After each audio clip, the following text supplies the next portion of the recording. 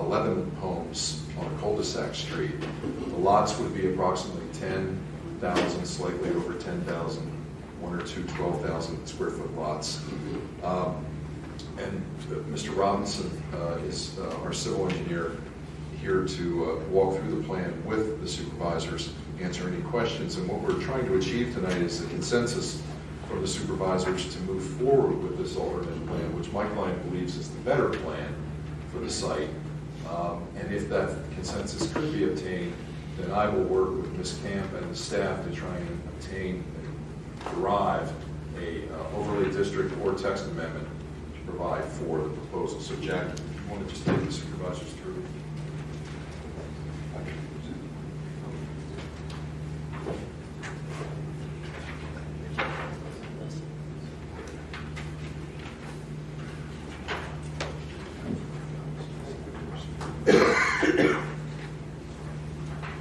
My name is Jack Robinson from JMR Engineering, and our office prepared this plan. I'll go over as much detail as you like, or as little as you like as well. I'll give you some of the highlights first. This plan that's in front of you here it has an aerial in the background. It's kind of hard to see. We'll probably maybe move to the black and white version. This plan shows the pool. If anybody is familiar with the property, the pool sort of in the middle on the say left side or west side of this plan. There's an existing apartment building or house that I think you know is used for apartments. There's an older garage to the left or west of that, up against the bank. And on the eastern or to the right side is more where the llamas kind of, if you've seen the llamas out there, it's kind of where they roam. So there's a lot going on this property right now, as many of you probably know from passing through the years. It's sort of a piece of the puzzle that's been missing. If you know this area, most of the lots are 100 feet by 100 feet exactly. Others are a little different, but they were developed that way over the years. This piece was what's left. It's about 4 acres. If you notice on the plan that was passed out, there is one lot that adjoins it on the upper part of the plan that has a little triangle taken out of it. It's kind of a lesson in Chesco views. You'll see that we did a full boundary survey. So what you're looking at is a real survey of this property with a detailed boundary, and it shows that actually there was a sliver that was taken out of that rear lot, or that's how it was developed years ago at one point. So this is an official boundary of this property with topography and all features shown. Can you just tell me which property? They are labeled here by number. Oh, I see one over there. Yes, okay. it's a little odd there. So I'll just kind of give you a little lay of the land of the surrounding area. You have South Veronica to the north there, and you have 5 points to the south, and Isabel to the east. So what we're proposing here, and I think what we initially had discussed through before, was 12 lots. We kind of knew that one would be a sacrificial lot because you need to have stormwater, obviously, and you can't just do stormwater on the lot. You have to do stormwater for the road as well. So we actually ended up here with 11 lots and an HOA lot that would be shared maintenance out in front of the development, which where you see that kind of amorphous looking pond or amoeba-like structure there in the front in the lower right-hand corner. And as you first pull into the development on the left, you'll see that's where the community basin and where stormwater management would be. And then each lot would have its own stormwater as well for the dwelling and anything else we can capture. So you really spread the stormwater to the whole site. The cul-de-sac bowl is roughly 500 lineal feet. And what we've done is we've provided a 28-foot cartway with a 43-foot radius cul-de-sac bowl, and that's a paved radius. And we went through a process of making sure that the fire truck could make its turn around there. But we're trying to reduce the amount of impervious on the site. So our sketch plan is very specific. We even have a footprint that we feel is within the range of what the developer would like to do. It's approximately 2,010 square feet on the footprint, which is lower than the maximum impervious in the zoning district. And we think it matches with the surrounding neighborhood. And to go back to that, we started with 10,000 square foot lots. That's what we have is the 10,000 square foot minimum. Some are up to 12,000 plus, but that matches the surrounding character of the neighborhood. like I said, if you zoom, if you looked on Chesapeake Views, if you get a chance to do it, you'll see that this really fits in almost like a final piece of the puzzle for this area, because these lots all match what is surrounding it. And we did add the houses that are shown around there, that they are the actual houses. They're not technically surveyed, they're on an aerial, which is a very detailed aerial, so we've drawn them in per the area, so they are the actual sizes and shapes of the driveways that do surround the site. So we wanted to give you a good comprehensive view of what you see here. Jack, were there elevations of the proposed homes included? Yes, we have elevations we can pass out to you, and they're all on the this or on the drive there.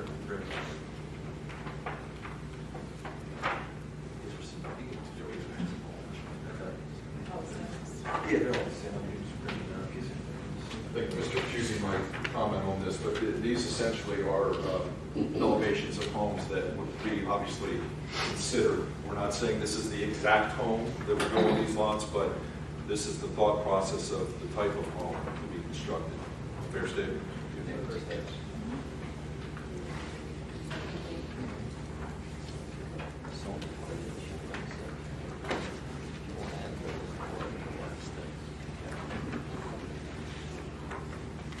As Jack said, this is an infill piece of property. Again, my client could go forward with the by right plan, which it was prepared to do, which you see on this sheet. You can't see that. Of 5 lots, keeping the larger daycare apartment, laws, whatever, on the larger. But again, I think everyone involved thought that's probably not the highest and best use of the site. I think this other is.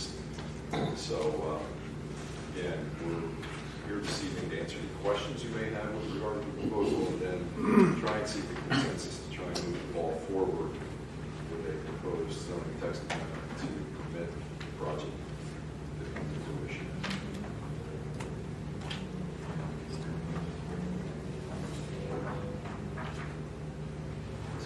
Access to lots 1 through 4 then is on the cul-de-sac side as opposed to 5 Points Roadside. Yes, sir. That's the one advantage of this plan, or one of the many, but the main advantage that we see is also that there's no driveways on 5 Points Road. They'd be all on the cul-de-sac wall. And they would be restricted thereof. So I know another concern that we had was the increased traffic flow off of Isabel. Are there any discussions or thoughts about improvements from a township standpoint at that intersection, Mr. Craig? Is that something we need to look into? I don't believe so. The limited number of homes being placed here is not going to significantly increase the traffic, even on that little local road. Okay. Wouldn't anticipate any significant changes from the standard intersection. Is the cartway really wide enough with the sidewalks? 28 feet. We've actually used 28-foot cartways for probably the last 10 years pretty uniformly to reduce impervious surface, and they seem to be quite adequate. We did want to point out that it is proposed that 28-foot cartway would be contained within a 40-foot right-of-way as opposed to a 50, which is normal. But again, we're trying to minimize, I suppose, as much of the intrusion as we can. And Mr. Pusey wanted me to remind the board that time is of the essence. As I mentioned, my client is the equitable owner of the property. The legal owner would like to see something happen. And as I said, the impetus was to move toward the by right plan. But we're back to discuss this with you because we understood there may be an interest in trying to achieve this. Any other comments or questions by the board? Just one question on the lot 11. Is that a stormwater facility? Does that go to the common stormwater management area from that lot? What is that? There's a one lot system there for that lot in particular, Yeah. and people would likely have to design that lot by itself. Okay. And that would be sized appropriately. On top of the right only, how to visit it.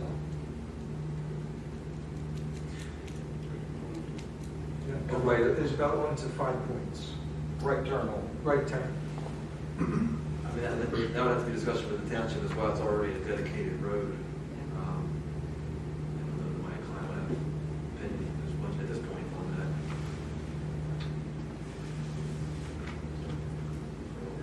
Is Road A supposed to be dedicated to the township? Yes, yeah, the HOA would be mostly for the stormwater.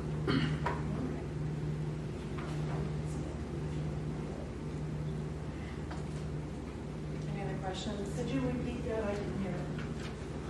The HOA would be primarily for the stormwater management. One of the lots is proposed to be owned by the homeowners association, and that particular lot has stormwater basin. So the HOA would be responsible to maintain that lot and stormwater. Mr. White, Dr. White, excuse me. Because the podium's up here, can you just come up to the front and show the speaker for a moment? Thank you. Doug White, West Goshen Township. A couple of questions. Will this plan come before the planning commission eventually? Let's go to the land development. Yeah, right now, This there's- is just a presentation. I mean, this is Okay. not a formal- This plan does not meet the current code, does not meet the zoning ordinance. Okay, There so are two processes. in order to do the 11 houses, we're going to have to do an overlay district to allow the 10,000 square Doesn't foot. have to be an overlay, there's all kinds of different ways. But Mr. Jarvis will be creative and come up with an ordinance if the board is willing to let that go forward. And then the planning commission would be involved in that process, and the planning commission says, well, we don't like the way you're handling that, we either think you could do it this way. Okay. Any number of ways it could be accomplished. And the thing is, you have to think about it, not just for this parcel, you have to think about it sort of township-wide. So the 5-lot by right plan, would that require the adjustment of the lot size? No, that's completely by right. They could submit a land development plan on that today. Yeah, if I might step in here, Matt Hughes, the owner of Ackley Properties. Okay, it's just easier to make sure everyone can hear you. Thank you. Matt Hughes, the owner of Ackley Properties. So the intention here was originally, we came forth, talked to the board, had an informal meeting. We're here, I think, back in January to discuss it. We didn't get anywhere at that time. It kind of got tabled. We were back to go through with this by right plan. It's not the ideal plan for it.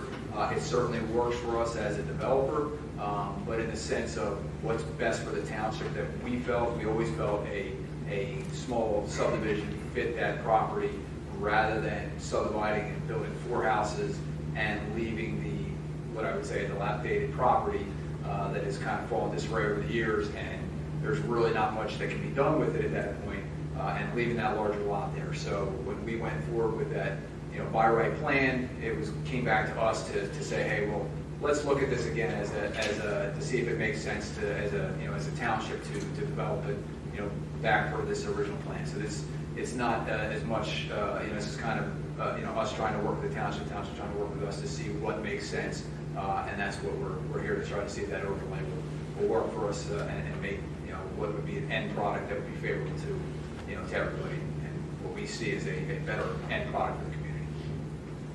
I'm just confused, how is it better end product? Instead of 5 houses, you have 11 houses in a very constricted area.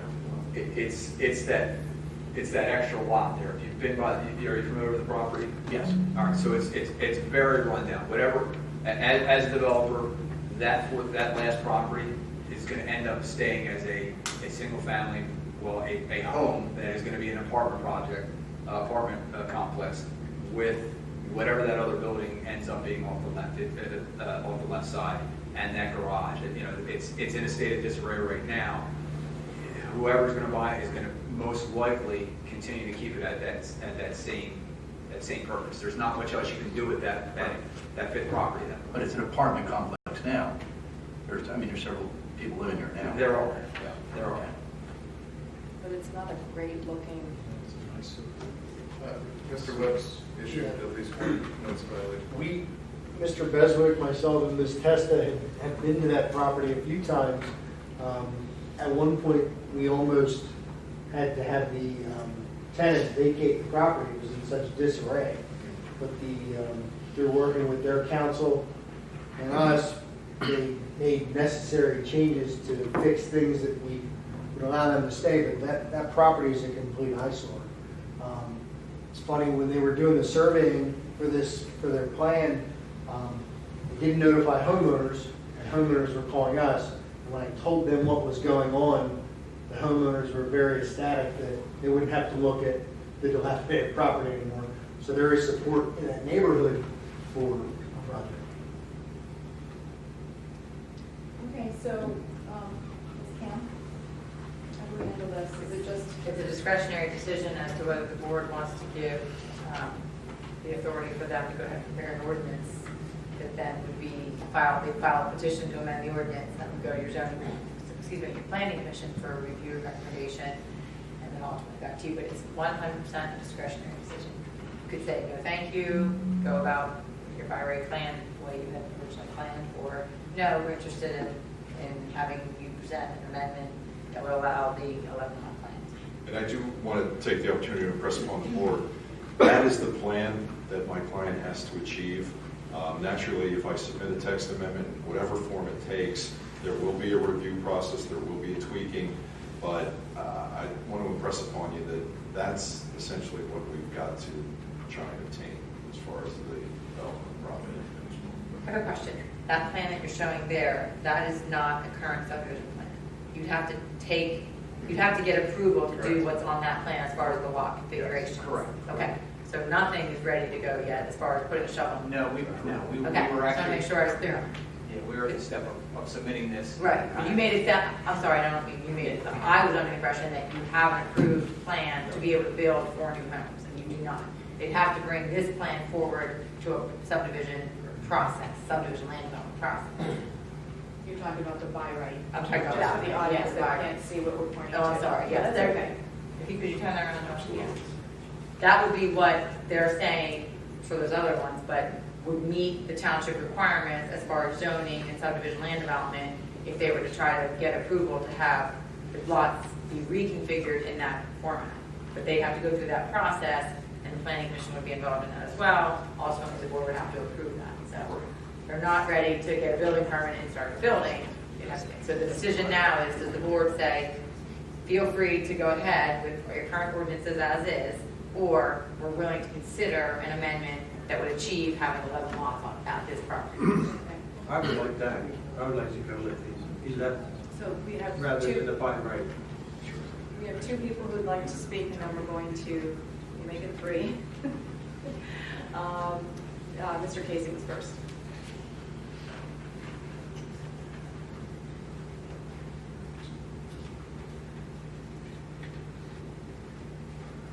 Sorry, I'll try to be as brief as possible. This plan that I'm looking at right here that has the 4 homes, what's the cost on those 4 homes? What would be the average cost on those 4 homes? The sell value The by right plan that I'm looking at. that we would sell to homeowners. It's probably around 500,000. Depends on where the market's at the time. Somewhere between 550. And what would be the cost on the 11? Probably still the same price. Okay. Now, as far as our comprehensive plan goes, one of the things that was discussed or presented to us was affordable housing. If we're looking to remove affordable housing from apartment, even though the apartment might be in some disarray, are we forcing people who might need that affordable housing out for higher priced homes? That's my concern with this. I know the property, I've driven past it several times.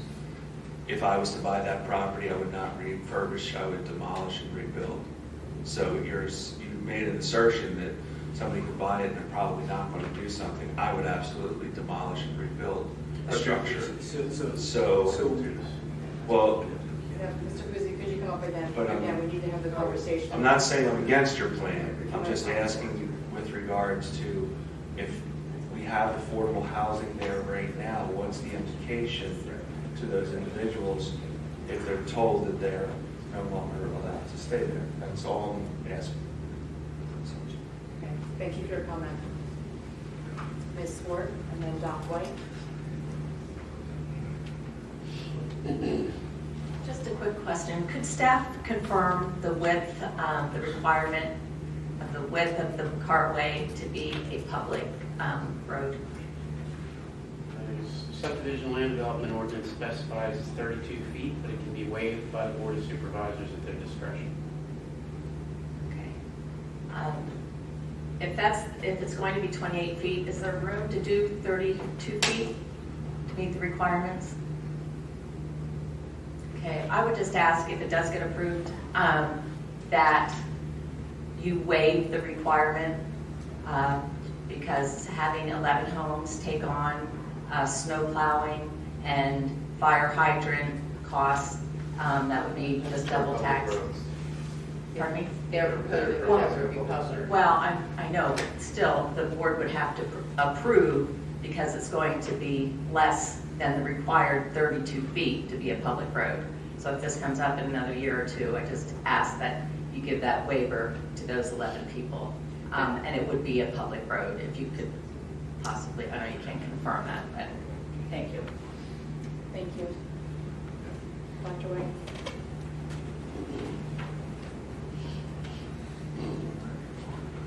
West Goshen Township, I know this is very preliminary, but my initial preference would be the smaller lot with the requirement that the existing structures be rebuilt and possibly the tenants allowed to stay. Thank you. Sorry, Doctor, I couldn't get everything that you were saying. You're saying that you... You actually spoke pretty quickly. Can you, I didn't hear it all either. Thank you. My preference, I know it's very preliminary, but my preference would be the smaller development with the requirement of rebuilding the structures that need to be rebuilt so that they're not an eyesore and possibly allowing the tenants to stay. Thank you. I think Mr. Webb might have a response. We don't allow multifamily dwellings. This is We R3. don't allow apartments, it's R3. We only allow single-family houses. So it's a pre-existing non-conforming use, so you tear it down, it's gone. So it would be another... Okay, or can the structure... Without the apartments. Can it be just... It could be a one single-family dwelling. But Okay. it could be, the existing structure could be rehabilitated. Yes. You can and made- rehabilitate, yeah, but not tear it down. Rehabilitate it and improve it. Yes, thank you. Okay, so Mr. Meekum has expressed his interest in the new plan that you brought to us this evening. And I'm in support of it as well. I think we should give you permission to go forward and start doing your due diligence. And we'll just continue to watch. Is that the first and the second? I guess that could be, okay.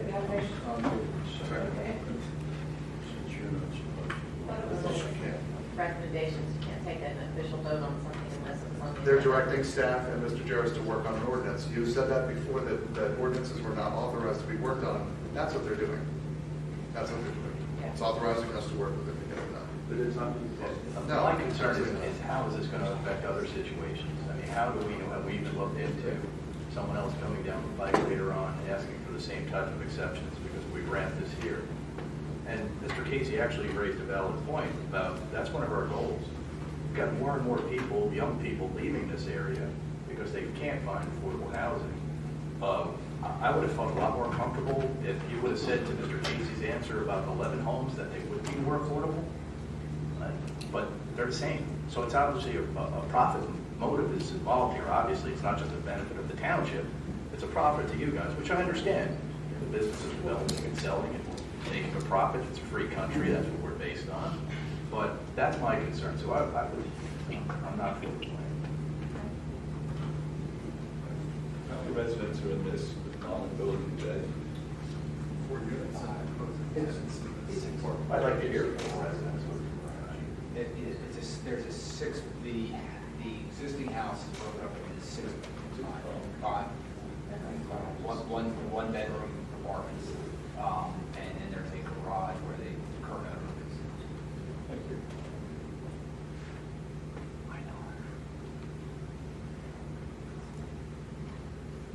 Okay, we have a motion and a second to move it. So, motion is second. All in favor? Aye. Is that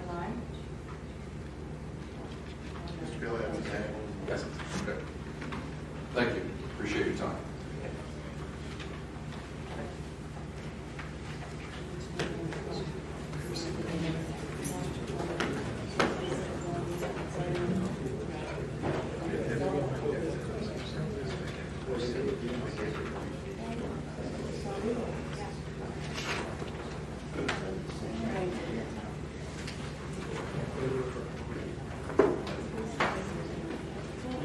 That's us.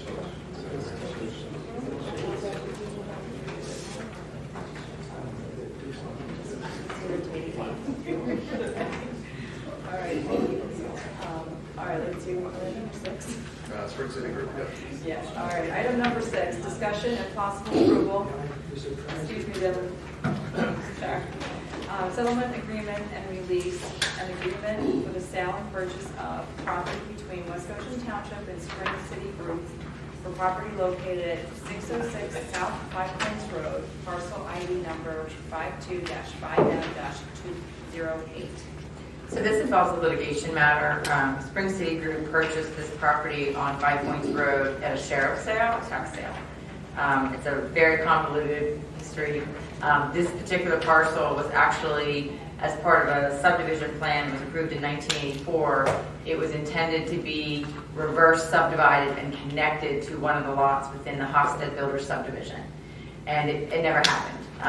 And what happened was the lot then was subjected to a tax sale. When taxes aren't paid on a piece of property for 3 years, it gets subjected to a tax sale. So Spring City Group, well, actually somebody else bought it first, but then Spring City Group ended up buying this property and thinking that they could come and develop it.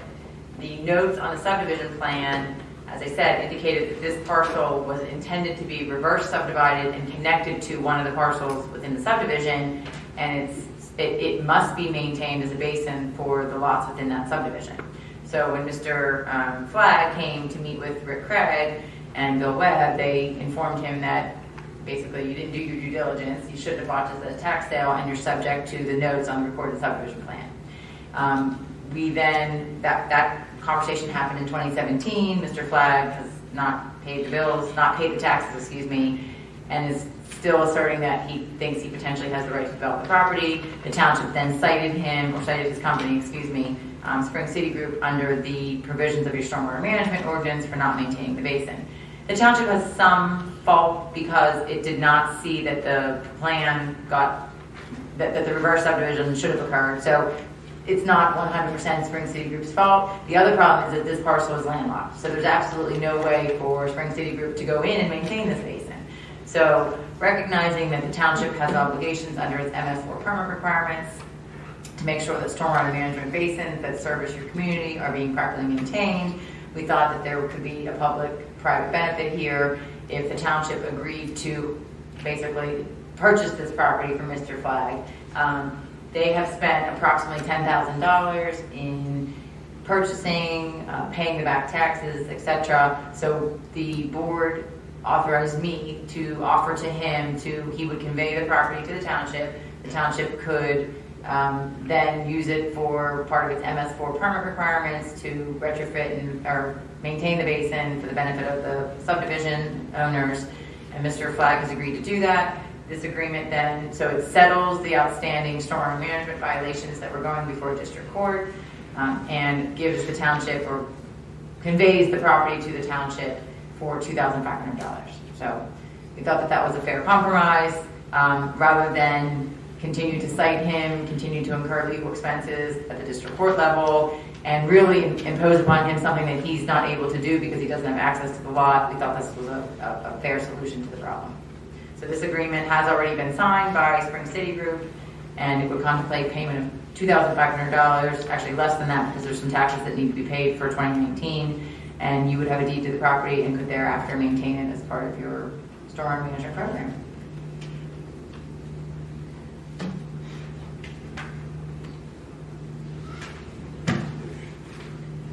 So if you're comfortable with the settlement agreement, it would be appropriate for someone to move to authorize the chairwoman to sign the settlement agreement on behalf of the board. Do we have any questions or comments by the board members? Okay. So the existing violation on the basin, so it not being the BMP standard, how much money is needed to fix it to the standard that we require? Here's the thing. It was designed in the early 80s, so it doesn't meet any kind of current criteria as it stands. The problem is that the current owner did not maintain it to those old standards. So all he would be required to do is maintain it to those standards. If the township takes ownership of the basin, it would be our intent to retrofit it and bring it up to current design standards, which would give us some benefit to our TMDL and PRP plans with our MS4 program. We don't know a cost, exact cost, but it's not going to be insignificant to retrofit it. So it's significant in terms of the dollar. 50,000, give or take. How do we access it? Have easement? Sewer authority actually has an existing easement to the property, and we would use the sewer authority easement to gain access.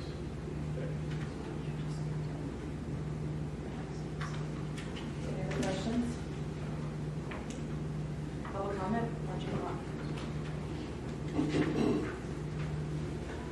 I missed when Ms. Camp said that Mr. Flagg purchased it from a tax sale. Was that recently or within the last couple of years? Not 2017. Okay, I'm just curious if it was owned by the homeowners association. It never was owned. No, Okay. there is no homeowners I association. thought you said there was a tax lien on it, and I was wondering why they were being No, taxed. no, the developer of, the person who subdivided the property into the 12 lots continued to own one of the lots with a home. That particular, I think it was lot 12, was supposed to be connected to this particular lot where the basin is. That's what the subdivision plan contemplated. That did not happen. The homeowner who subdivided the property lost his lot through a mortgage foreclosure sale to the bank. And the bank only took back the lot with the home. That's really what happened, how this became a mess, is that the mortgage foreclosure should have taken the home lot, lot 12, and the basin lot, and the bank did not. The bank only took the home lot. So this basin lot sat out there, and nobody paid, Mr. Hofstad lost his property through mortgage foreclosure, didn't really care that he didn't own the base, didn't do anything about the basin parcel, so didn't pay taxes on it, and then it got subjected to a tax sale. So it's very convoluted history. And again, I think one of the things that we were thinking of, it's going to be a long-term problem. If Spring City Group can't develop it, they're not going to pay the taxes on it. They'll lose it to a tax sale just like the last owner did. So it will continually be the township trying to stay on top of whoever the next buyer at the sheriff's sale is, because somebody else won't do their due diligence, somebody else will buy it. So the township will continually be trying to chase somebody to maintain a basin that benefits 12 lots. And as Mr. Craig said, there can be some benefits that you can get through your TMDLs, etc. So for $2,500, I know it seems like, geez, why should you be benefiting him? But in the end, it saves money to a certain respect because you're not having to continue to cite somebody for not complying with your ordinances, and it also solves a problem that is a township responsibility, and that's making sure that stormwater basins are properly maintained. So do I have a motion to accept the settlement agreement? Is there a second? I'll second it. Any additional public comment? Hearing none, all in favor? Aye. Aye. Is this unanimous or no? I didn't hear you. So you did it. All right, 5-0.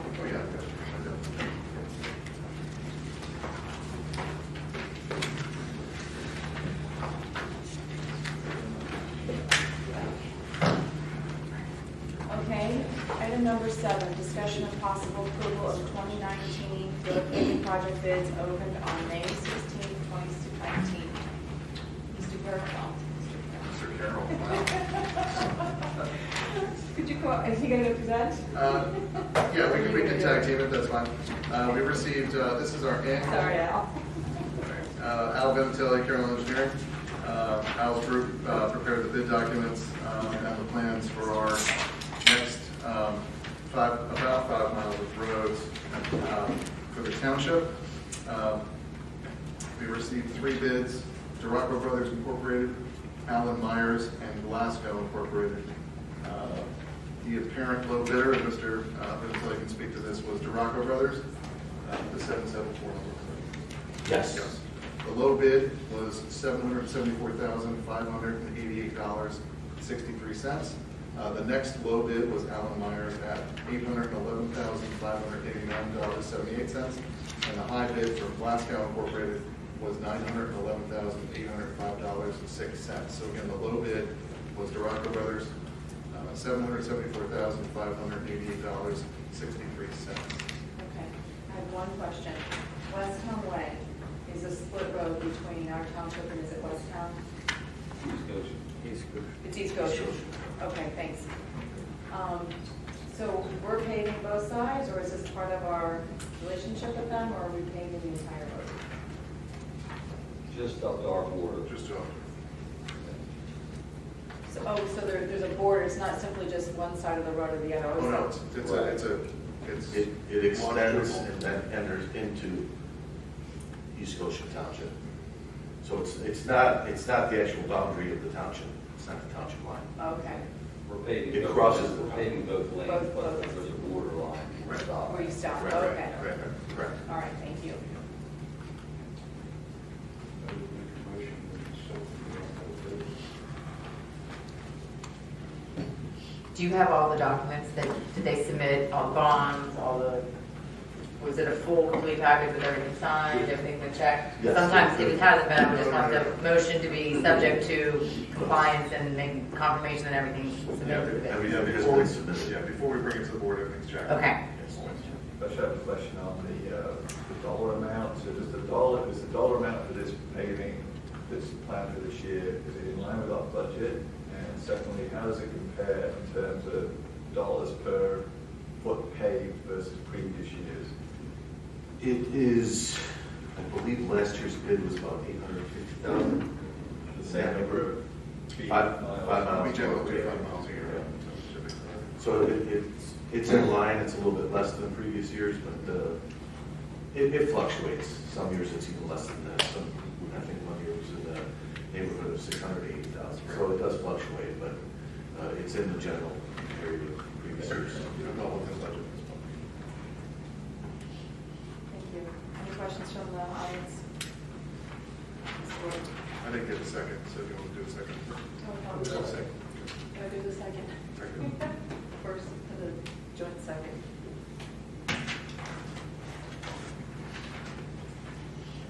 Hi, I noticed that the bid includes about $50,000 of costs for pavement line striping. And we approved a pavement marking bid last month for our portion for about the same amount, $50,000. So, am I missing something? Why did we open a bid and accept a bid for alpha space control for $50,000 last month, but line striping is included in this bid? Mark, feel free. Mr. Barwami is our street superintendent. The line striping on the paving bid is when we resurface the street, we take those lines off. So that's the line item you see, is the cost of restripe after we build the street. So we repave it and then we repaint it. The line paving bid is for the entire township. And that's alpha. And then also, are these bids, the $775,000, is Duraco supplying the manpower? Okay, so our roads crew. We do not do anything with this project. It's completely outsourced, correct? Okay. I'm just curious, in the future, it would be great to look at neighboring townships, and I know they handle all their road repaving in-house, and just to see if that's a possibility. It's not Thank a you. possibility with 5 miles of roads. We cannot do that in-house. We do not have the staff to do anything like All right, East Goshen does it. that. They don't do 5 miles of roads, Ms. Schwartz, my gosh, no. Sorry, they do not. Mr. Barlow, are we trying to finish your point? We do help East Goshen out a little Do you bit. come up to the microphone just so we can have you? They bar some of our drivers, but they're not doing 5 miles a year. So it's, it would be quite a project for us to do 5 miles in this township. Are the list of the roads to be repaved on the website? I have them right here. Yeah, can you just put them on the website? Or do you have a copy? I would love to have that. Yeah. Okay.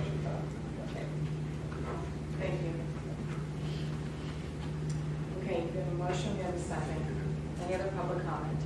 Mr. Barney?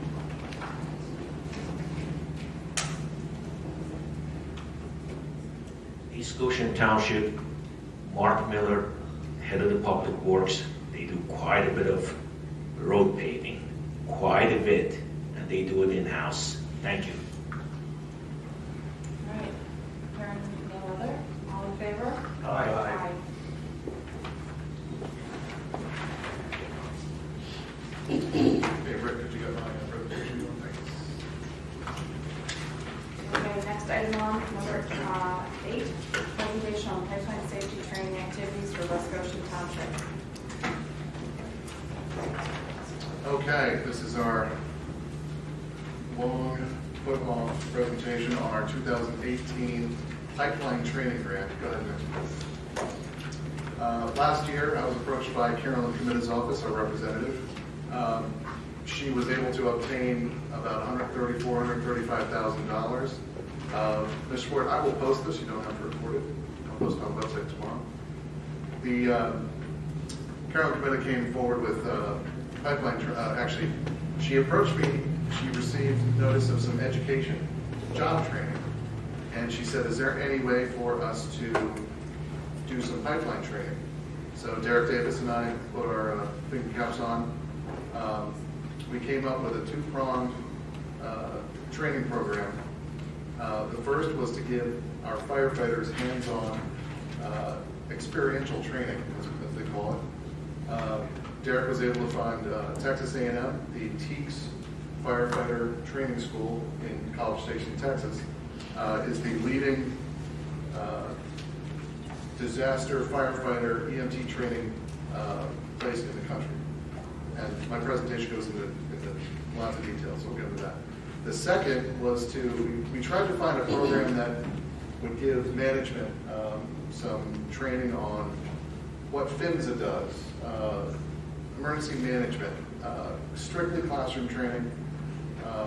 So we were able to obtain 2 locations, Texas A&M, and then the U.S. Department of Transportation Training Center in Oklahoma City, Oklahoma.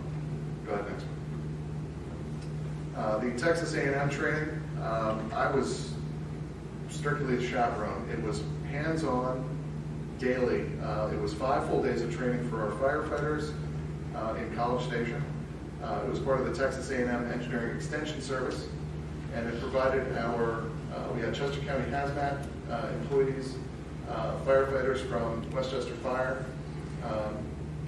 The training center provides training for pipeline workers, oil rig workers, and it's an internationally renowned training facility that people come from all over the world to train at.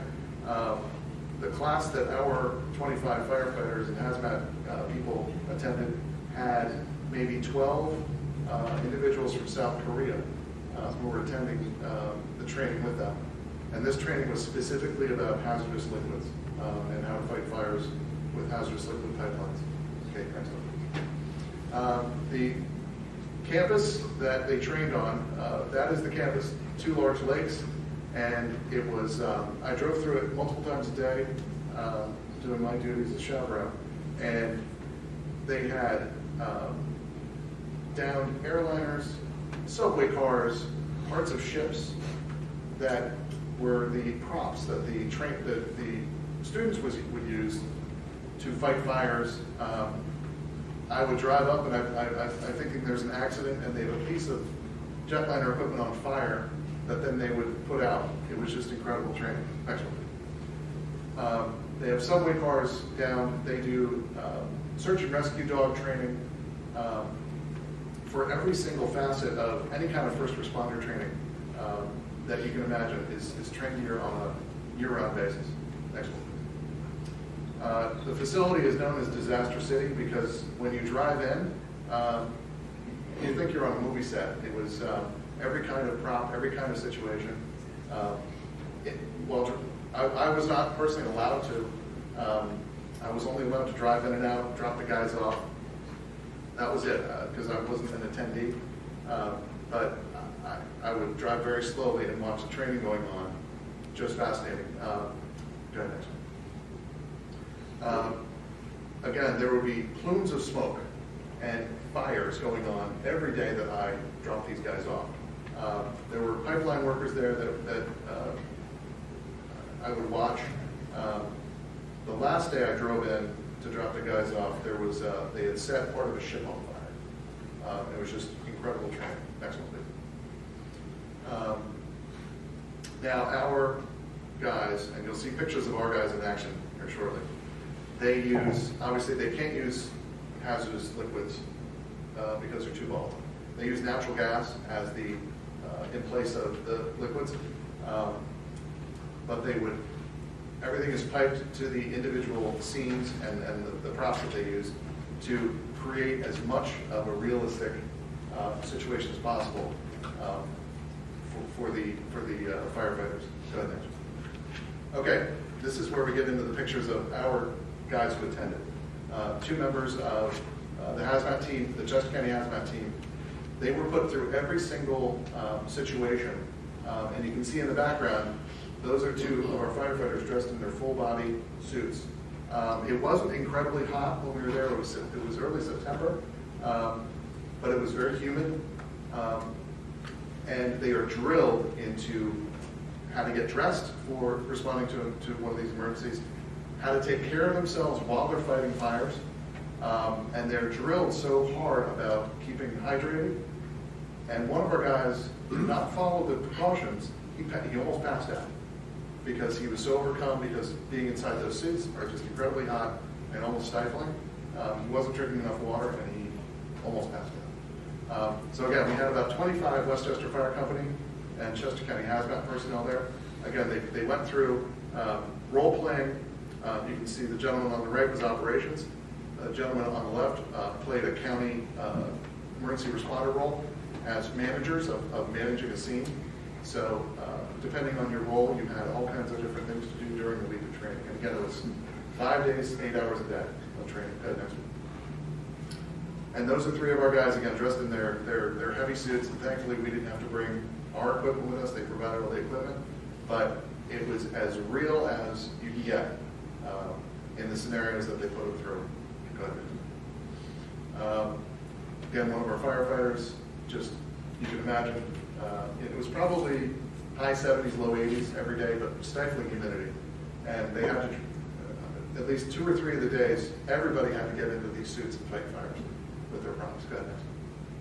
Okay, so this was an interesting photo, and I'm thankful to the attendees for taking these, because I was not allowed to take any photos. You can see a pickup truck. Now the scenario was, a pickup truck drove off-road and smashed into a pipeline valve station. Very real situation, can happen. And they set it up a couple of ways. You can see a plume. What they, of course, use is water here because they're obviously not going to let natural hazardous liquids flow. Just to get a feel of what it's going to look like if an accident like this occurs. So the firefighters have to approach the scene strictly by their training to assess the situation, et cetera, et cetera. So everything was done under the watchful eye of the TEACS trainers. But again, daily activities like this. Good. Okay, so we transitioned from the very exciting firefighter training to the 3 days of in-class management training that Mr. Craig, myself, Mr. Andrew, you came with us too, right? Yeah. I think that's it in the room. We attended U.S. Department of Transportation, the Transportation Safety Initiative Office. We received PHMSA training, and that's my certificate on the right. Everybody receives certificates for the 3 days of training from the Transportation Safety Institute. Our certification now is in U.S. Department of Transportation Pipeline Safety Compliance Liquid. And we did our training November 6th to the 8th last year in Oklahoma City. Of course, Oklahoma got this week with tornadoes. We were told where to go if tornadoes came because we're right in the tornado alley there. Derek and I came up with a list of municipalities that we wanted to draw from. Essentially, it's our Chester County pipeline communities. So we invited Euclid, Upper Euclid, Thornbury Township, Westtown, everybody along the corridor to attend. We had, I think, 23 or 24 attendees. So we had 3 days, full days of training with PHMSA. We had 2 DOT trainers at all times with us. And again, it was more for emergency management and communications. Go ahead, next one, sorry.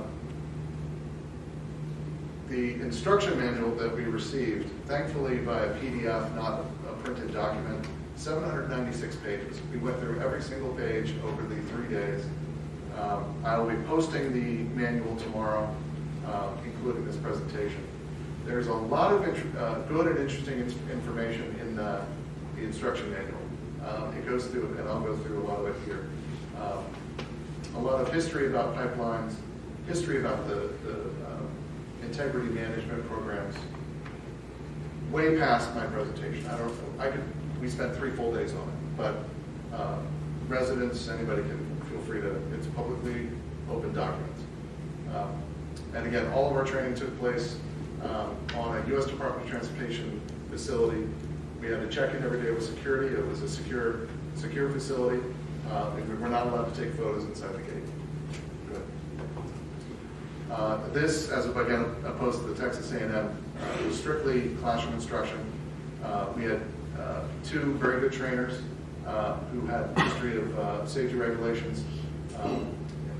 We had to take quizzes. We solved problems. We had a really interesting historical overview of pipelines, and this was strictly about liquids, hazardous liquids. This wasn't. We learned a little bit about crude oil and refining, but mostly this was all hazardous liquids that we're dealing with in the pipeline. We went over current pipeline regulations, again specifically regarding highly volatile liquids. We went into pretty good detail on the various industrial accidents and releases over the past few decades, San Bruno and some others. And again, that 796-page instruction manual was our book for the week. Good. I've included a couple photos. These are all included in the 796-page document. So there's tons of photos that I won't even go through. I thought this was interesting. This is the 20s or 30s, laying a crude oil pipeline down in Florida, in Texas. So we learned that a lot of this we already know. We've been going through some of the work for 5 years. You have anything from crude oil, refined petroleum products, liquid carbon dioxide, natural gas, water and sewer sensor pipelines. Next one. Pipeline materials. Interesting photo on the right, which is in the manual. That's an early crude oil pipe, which is made out of a trunk of a tree. I don't know how that happened. Today they're made of steel, thermoplastics, PVC, thermosetting, fiberglass. There are a lot of newer composites on the market, cast and ductile iron and ceramic materials. That is the 2015 gas transmission and hazardous liquids pipeline map for the entire country. I cannot remember the name of the town. Rick, Andrea? Cushing. Cushing, thank you very much. Pipeline capital of the country. It was some ridiculous hundreds and hundreds of pipelines crossed through the town. Not too far. Is it Oklahoma? I believe it's just in northern Oklahoma. It's the most highly dense area for pipelines in the entire country. And you can see our focus of the Gulf, a lot of refining, Texas, Oklahoma, and then up, and then distribution throughout the country. Go ahead, next. One of the big things we learned about, which, following the Sunoco thing we've been dealing with for years here, we went through interstate versus intrastate, and they use Texas and Oklahoma as the example. Intrastate means inside the state, obviously it's the blue line. Interstate is that pipeline either in yellow where it crosses boundaries. One thing that I didn't include, we actually taught our trainers a lesson. They talked about unincorporated territory. Lots of it out west, where there's no town, there's no township, there's no city. And as soon as they said it, a couple of us were like, well, that's not Pennsylvania. Every single stitch of Pennsylvania territory is incorporated. Townships, boroughs, cities. And they were surprised to learn that there was actually some place in the country that did not have unincorporated. So they said they're going to revise their, because that was a statement they made that because pipelines are not regulated in unincorporated areas. Pennsylvania is completely incorporated, so we are 100% regulated. We did one thing right. We did one thing right, exactly. Okay, next. Again, interstate has been very important with the Sunoco issues. Again, interstate pipelines are typically gas transmission, and liquid lines are covered under federal regulations of various agencies. Intrastate pipelines, again, we have the weird Sunoco thing that it's both interstate and intrastate, so it's strange. Gas distribution and gas and small liquid midstream companies fall under the auspices of state agencies. Ours fall under the PUC, which may have adopted the federal regulations or have their own more stringent versions. We learned about pipeline markers, how to identify pipeline locations. We're all familiar with these since we have 8 or 9 pipelines in West Goshen.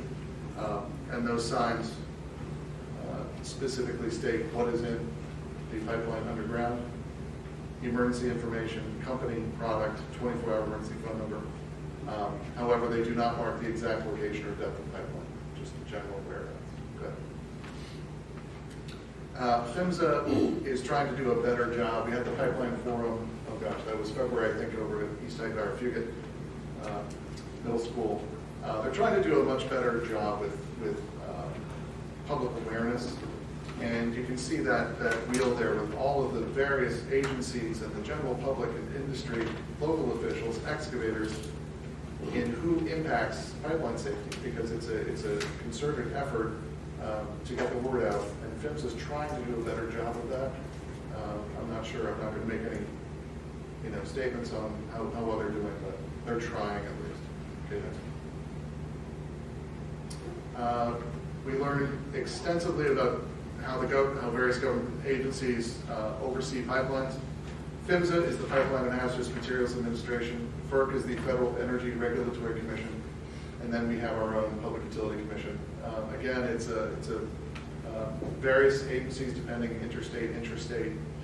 I'm not going to go into the details because again, it's multi-hours to talk about the various jurisdictions. But there are multiple agencies who oversee pipelines, and we went.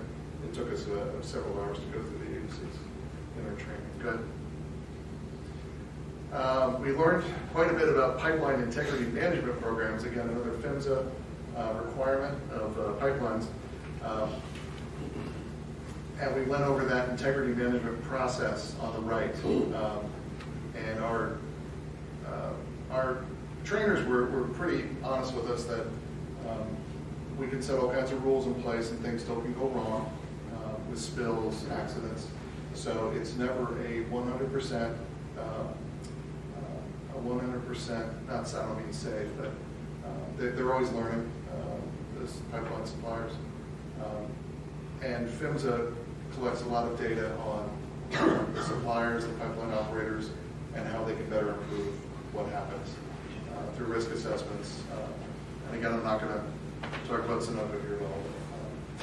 They do a lot of, again, data management to see how they can change the system to make it safe. Good. We went over threat identification by pipeline operators. This was an important bit given all of our issues with Sunoco in the area. PHMSA has identified 9 general threats: external corrosion, internal corrosion, stress corrosion cracking, manufacturing-related defects, welding fabrication-related defects, equipment failures, third-party mechanical damage. If a guy in a backhoe starts digging out near a pipeline and hits it, that's mechanical damage. Incorrect operations by the pipeline operator, and then weather-related and outside forces. We went through these threats and learned what can mitigate these threats. Go to the next slide. And what they're doing is, PHMSA always looks at the assessment methods that they require the pipeline operators to employ both on new construction and maintenance, including inline inspections, hydrostatic testing, and direct assessment for corrosion threats,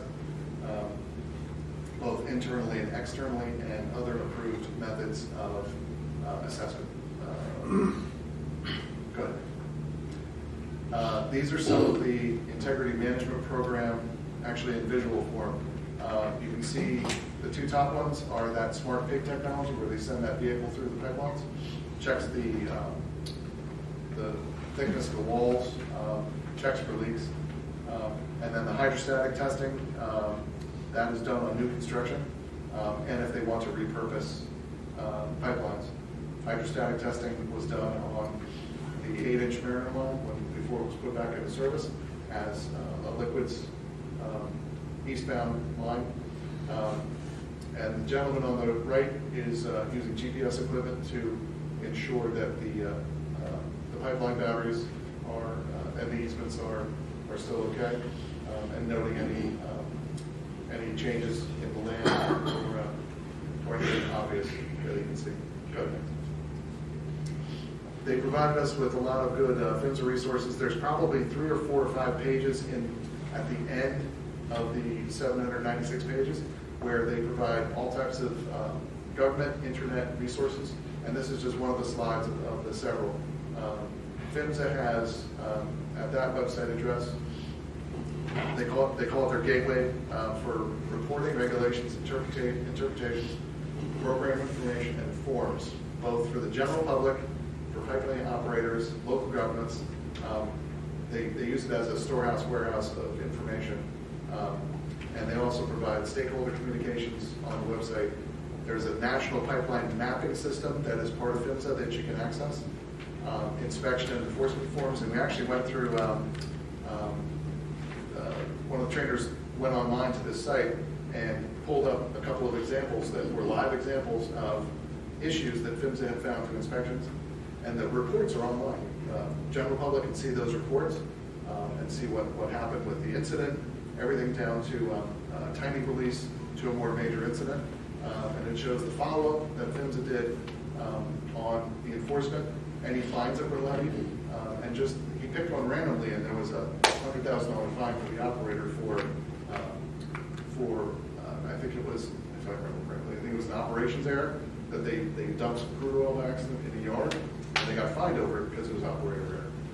But there's some great resources out there that are listed at the back of the manual. And again, that entire manual will be placed tomorrow morning on the website with this presentation. And again, that was presented by the Transportation Safety Institute. I think that's it. That's it. Thank you. Thank you. Any questions?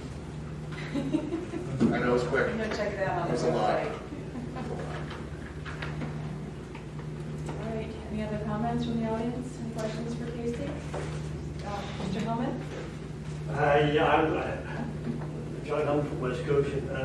My question to you is, how often do you have to recertify? Well, this was more education. We don't go out and do, we could do this every couple of years. I don't recall this was more of us to get an education. This wasn't for us to become. Introduction.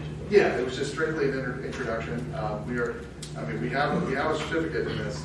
I think the trainer said, if I understood him correctly, with this one certification, we're like 10% of the way to becoming inspectors. That's it. So there's tons more of training that would have to happen for any of us to be certified in anything beyond just this education. What happened to firefighter training, though? I mean, there's no real, actually a couple of the guys that went along with us to Texas, they have been to that training before because it was just prescribed, because it's great training. I don't believe there is any prescribed certification. It's more for just hands-on what to do, as opposed to this lasts for 3 years of certification. Would that be something the board should and could consider to do an upgraded training for the firefighters for this kind of a situation? That County Hazmat took the lead on this. I believe County Hazmat runs the training for this beyond what we did, and they keep all their people up to. Was there any interaction with Sunoco Logistics with this effort to provide this training? How can that be nice? They were not. I did not ask them, but they have rejected those efforts from other municipalities to pay for training. So I'll leave it there. Has West Goshen in any way, formally or not, requested Sunoco to provide funding or that kind of training for our folks? That was part of the settlement discussions years ago. But Well, the settlement that we received for the funding we got was from fines that were placed on Sunoco. So we don't have another independent source of that type of funding. Other than us, we did it here locally in our county all risk type of training that they already do. This was very specialized. But it's definitely something we'll need to keep in mind as we go forward, because, you know, we had another inadvertent return yesterday. So, 3 in the last couple of weeks, yeah. So, Some of these pipelines will be in operation, and it's going to present a potential threat for which we're going to have to be prepared as a township to be able to address.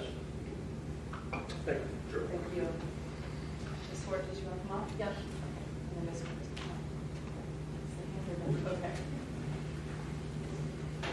Just real quickly, could you just talk about the funding? I know there was a $135,000 grant. Did we have to match any of that? it was 100% every cost paid by the grant. Okay, great. And then just first responders, or were there fire chiefs along, or any executives from fire departments On this training. on either one? Andrea, good. Yes, there were some chief officers from Westchester that. Okay, great. Thank you. Mr. Casey?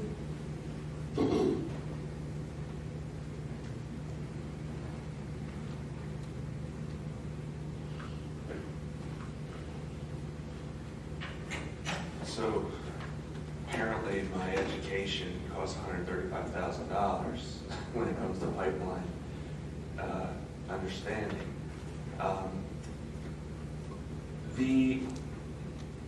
You had said, you guys went, and I'm glad you went.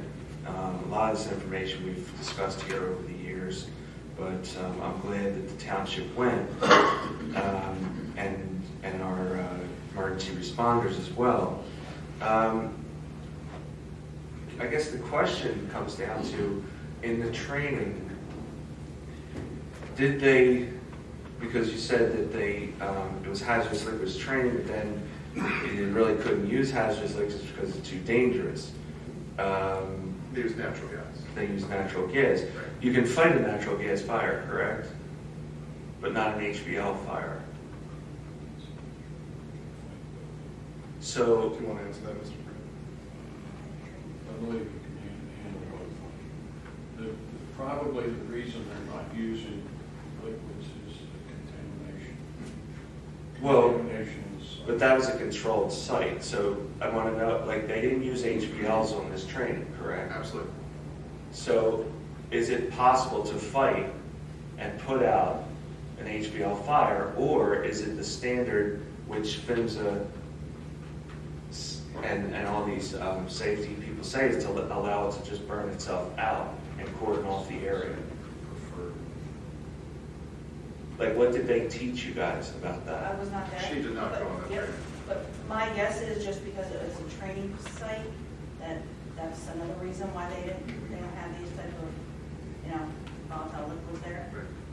Even at the Chester County training site, they use natural gas. Right. Right.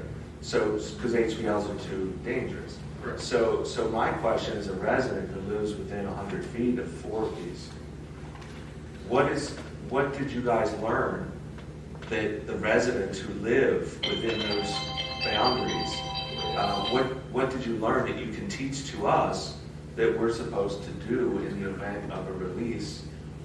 Like, what are we supposed to do now? That wasn't the intent of the training. It was to learn about HBLs. We did not receive any emergency response training as part of this. Well, the first 2 days, there was actual training. You drove through the facility. They had their hazmat suits. They fought the fire. So what did they teach us? Yeah, I was not there. Well, who was? Like you? I was not. It was actually firefighters. It was firefighters. Yeah. Right. So can we get them here, whoever took that training? Because this is a question that has been floating out there for 5 years now. They did not, I can assure you, they did not tell the firefighters how to evacuate. This was fighting fires. It was not about evacuating people, it was strictly fighting fires.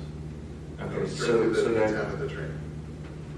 so we're still, I mean, how do we find that out? Because that is a question that has been hindering people along the route through Chester County, is what do we do? And we said this, I've said this several times, it's unfair to put our first responders into a situation. If they've never fought HVL fire, if they've never actually tried to combat it, it's very difficult to know what to do in that situation. The PHMSA and the guidelines are very specific, allowed to burn itself out. That's what Chester County is telling. We're gonna cordon off an area, and we're gonna allow it to burn itself out. So Tom, only because you've extended your 3 minutes and we're getting close to finishing up, I do want to just add one thing today. I met with the chief of police and on just various subject matters. Now that Mary's no longer the liaison, I picked that goal up. I actually brought this up as an issue with him in terms of the police department's role in responding to one of these events. But that conversation, that I'm putting perimeter around it and that sort of thing, it led to, well, do we have anyone in our community, in our staff, of our townships, or other resources that we can be reaching out to help prepare what I think we all probably have seen back in 2001 when Department of Homeland Security, Chester County, the state created best practices for emergency plans where you can have to leave your home or you have to shelter at home. And he did say that he could think of a couple of people who would be helpful to us in being able to have those discussions. And as you talked about in the past, a pipeline safety committee, this would be really just a committee to help pull information from areas where we could have information available to our township. Each person has to be responsible for their own evacuation. But at this point in time, as a township, we're not in a position to prepare that, but there are other organizations that are. And I'm planning on pursuing some of them to see if we can get that type of information. For example, I wondered, when somebody is hypothermic, they have the silver blanket, keeps them warm. Well, is there such a blanket that you could put your 2 kids under and leave safely with some level of cover that's non-flammable? So this is not a conversation. What I'm saying is that your concern is our concern, and I'm starting the process, and we will hopefully have some people be able to educate us, whether that's in a public forum or at least providing materials available that have already been created for these issues. As you know, it's an all hazards, all risk type of approach. Right. And this stuff, you said this document will be on the township. I said that repeatedly, it's being on tomorrow morning, correct? Is this the one, the PHMSA, or it's also your training manual? My presentation and the PHMSA manual will be on. Okay, so that's the training manual for the PHMSA fire? No, Right, that's what we use. there are no documents From for the the fire Texas department. A&M. Okay. Strictly hands-on training. All right, thank you. Okay, the most exciting topic of the night. Lieutenant Domenio, come on up here. Then Ms. Testa, you're next, and then Mr. Leslie. Thank you, Madam Chair. Members of the board, presenting the West Goshen Township Police Department monthly activity report for all of April of 2019. So 2,166 calls for service, 59 of which were alarms, 5 of those were valid. We investigated 13 motor vehicle collisions that were reportable, 48 which were non-reportable, and patrolled 23,086 miles throughout the township. We continue with our selective enforcement. Throughout the township, many roads were enforced. Some of the roads to be mentioned here: Grove Road, Pennsylvania Avenue, Ellis Lane, Box Elder Drive, Boot Road, Green Hill Road, West Warren Road, David Lane, and Baseball Park. Continue to be aggressive with career development and training for the officers. Some of the trainings that the officers attended this month: Emergency Response Team, casino training, police executive development, standardized field sobriety test training, emergency vehicle operation, DUI enforcement, managing the property evidence room, negotiator training, taser instructor, firearms training, and point shooting instructor. We sent 3 officers to that. One quick announcement I have. On behalf of Chief Gleason and the West Goshen Police Department, pleased to announce that we graduated another Citizens Police Academy class, which you came and spoke at, and we appreciate. So the program is a 9-week course open to the township residents, and it's among many of the topics that we cover: crime scene investigation, crash investigation, patrol activities, use of force, firearms, DUI enforcement. So we had a lot of positive feedback from this class again, and we plan on moving forward with a 2020 class. That's all I have. Very good, thank you. Thank you. Ms. Testa, Fire Marshal report.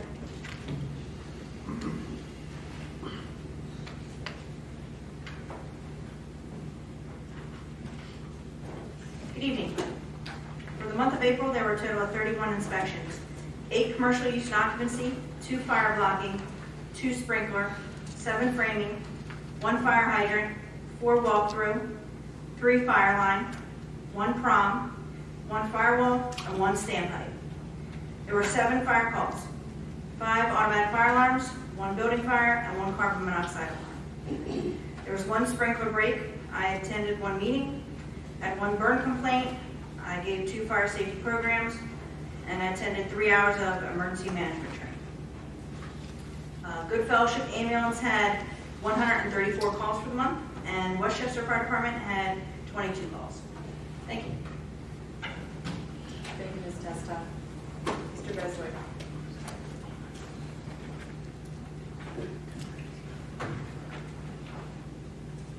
Building official report, thank you. For the month of April, there was a total of 112 permits.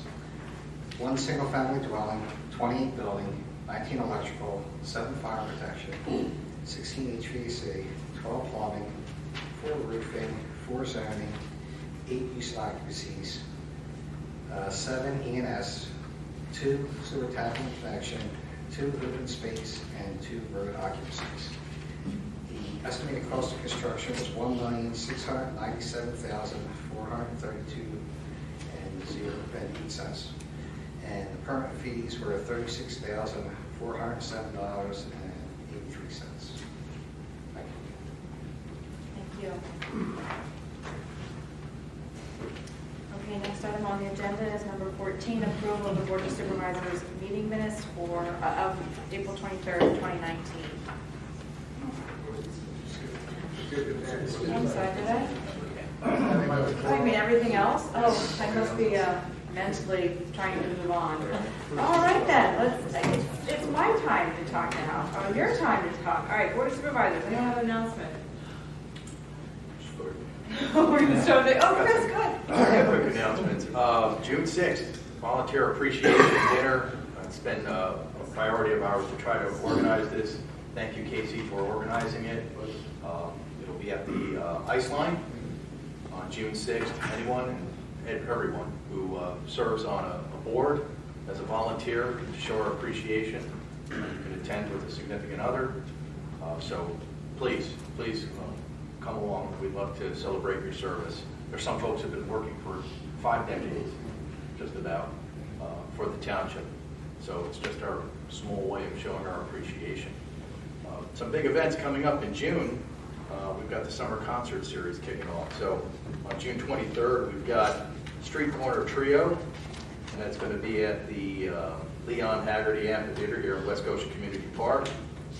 We also have Zydeco A Go-Go on June 30th, same location. These are all free, by the way. Please come on out and enjoy. And then we have a bus trip coming up on June 29th in New York. It's $45 per person. Can't beat that. I mean, if you're driving up to New York, like I do sometimes, it's $15 to get across the bridge. Not counting gas, not counting parking. This is a real bargain, so please take advantage of it.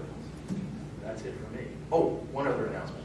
And Grade's going to be getting some complaints from residents coming up Phoenixville Pike because they shut off Saunders Lane. They did. So there's a lot of traffic, including buses, coming out of that Andrew Drive. Right. And I drove by 2 times to take a look at it because I avoid that area. And it was a mess. It was a mess. They had 1 flagger, and they weren't really doing a really good job. Yeah, we're trying to work with Flagger Force. They were hired by the Allen Myers to Right. To do it, they're stationed at Andrew Drive to get traffic in and out. Yeah. But there's just too much traffic. So we're gonna come up with now this is all permitted by PennDOT, we have no jurisdiction over it, but we're gonna try and work with the contractor to better facilitate traffic in here. That'd be great. I see one flagger, and some are better than others. Yeah, But sure. we still have that. And it's flagger force there. Yeah, the southbound traffic on Phoenixville Pike is still proceeding, where he holds up the northbound traffic on Phoenixville Pike, hoping that the traffic can come out on Andrew Drive a little better. Right. But because of the increased volume, Saunders is just buses, it's god awful. So hopefully we can do something. Saunders is closed because they're gonna start reconstructing the intersection, they have to close it for the Grace Expansion. Yeah. And the signal. It's not, it's only supposed to last 2 months, but it's gonna be a month, 2 months. Thank you. Mr. Meekins? Okay, I'm gonna go last. Mr. Tennell? Yes, car show was a success. We had quite a few cars show up. Had over 60 cars show up. We had 50/50, that was the proceeds of which was donated to the Friends of the Park.